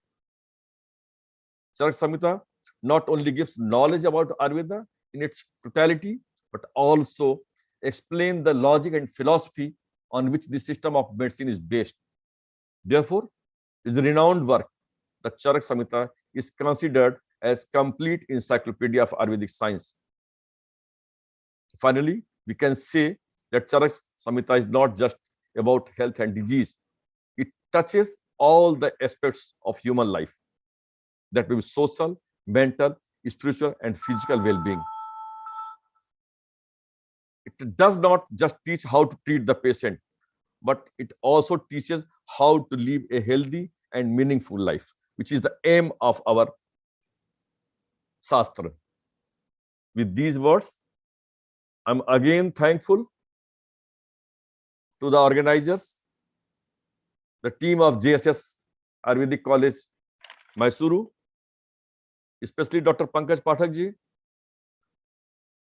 and our respected seniors, our colleagues, and our student friends. All this, thank you. Namaskar, धन्यवाद. Namaste, namaste, sir. It is my esteemed pleasure that I requested our beloved principal, sir, to come now and speak few words, because getting Dr. K.K. Dwivedi is a dream for any Ayurvedic scholar to listen. And you have accepted our invitation in a very short notice. So I am very much overwhelmed with your acceptance for this. So I request my principal, sir, to speak few words, because sir has attended your whole session, sir. He wanted to listen to you, and he is very happy, and he wants to speak few words. Over to principal, sir. मेरा प्रणाम आपके लिए sir. Dwivedi sir नमस्ते. प्रणाम. मैं तो आप student होके बैठा था अभी आपका आगे. अरे नहीं. जो भी थोड़े हमारे गुरु से बीच बीच में हम छोड़ दिए थे चरका ऊपर, और उसका लिंक भी जो छोड़े थे उसको जैसे ना प्रतिसंस्कृत होता रहता है, तो अभी भी हमारा भी थोड़े चरका नॉलेज का ऊपर प्रतिसंस्कृत हुआ अभी, और हम बहुत कुछ सीखे इस सेशन का ऊपर. और ये सबसे बड़े हमारा भाग्य है कि आप छोटे नोटिस में, थोड़े शॉर्ट नोटिस और रिक्वेस्ट में आप एक नॉलेज सेशन में आए, और ये एक स्पिरिचुअल प्रोग्राम है सर. इसको टच करते हैं कि ये हमारा 106th जयंती सेलिब्रेशन ऑफ ए महान आत्मा, जो सोसाइटी के लिए 3 गिफ्ट दिए हैं. एक तो गिफ्ट है उसका मंत्र जो था वो अक्षर दासोहा. अक्षर means it is literacy, knowledge देना है सबको गांव गांव में. और सेकेंड था Arogya Dasoha. Another gift is Arogya. What you are done today no sir, ये आरोग्य और अक्षर दोनों था उसमें, क्योंकि we are in the healing science. तीसरा वाला जो था अन्न दासोहा, तो वो हंगरी को फीड करो, जो राजेंद्र स्वामी जी के बारे में बात कर रहा हूँ. आप तो चरक के बारे में बात किए, मैं राजेंद्र महास्वामी जी के बारे में बात कर रहा हूँ. और थर्ड वन था अन्न दासोहा.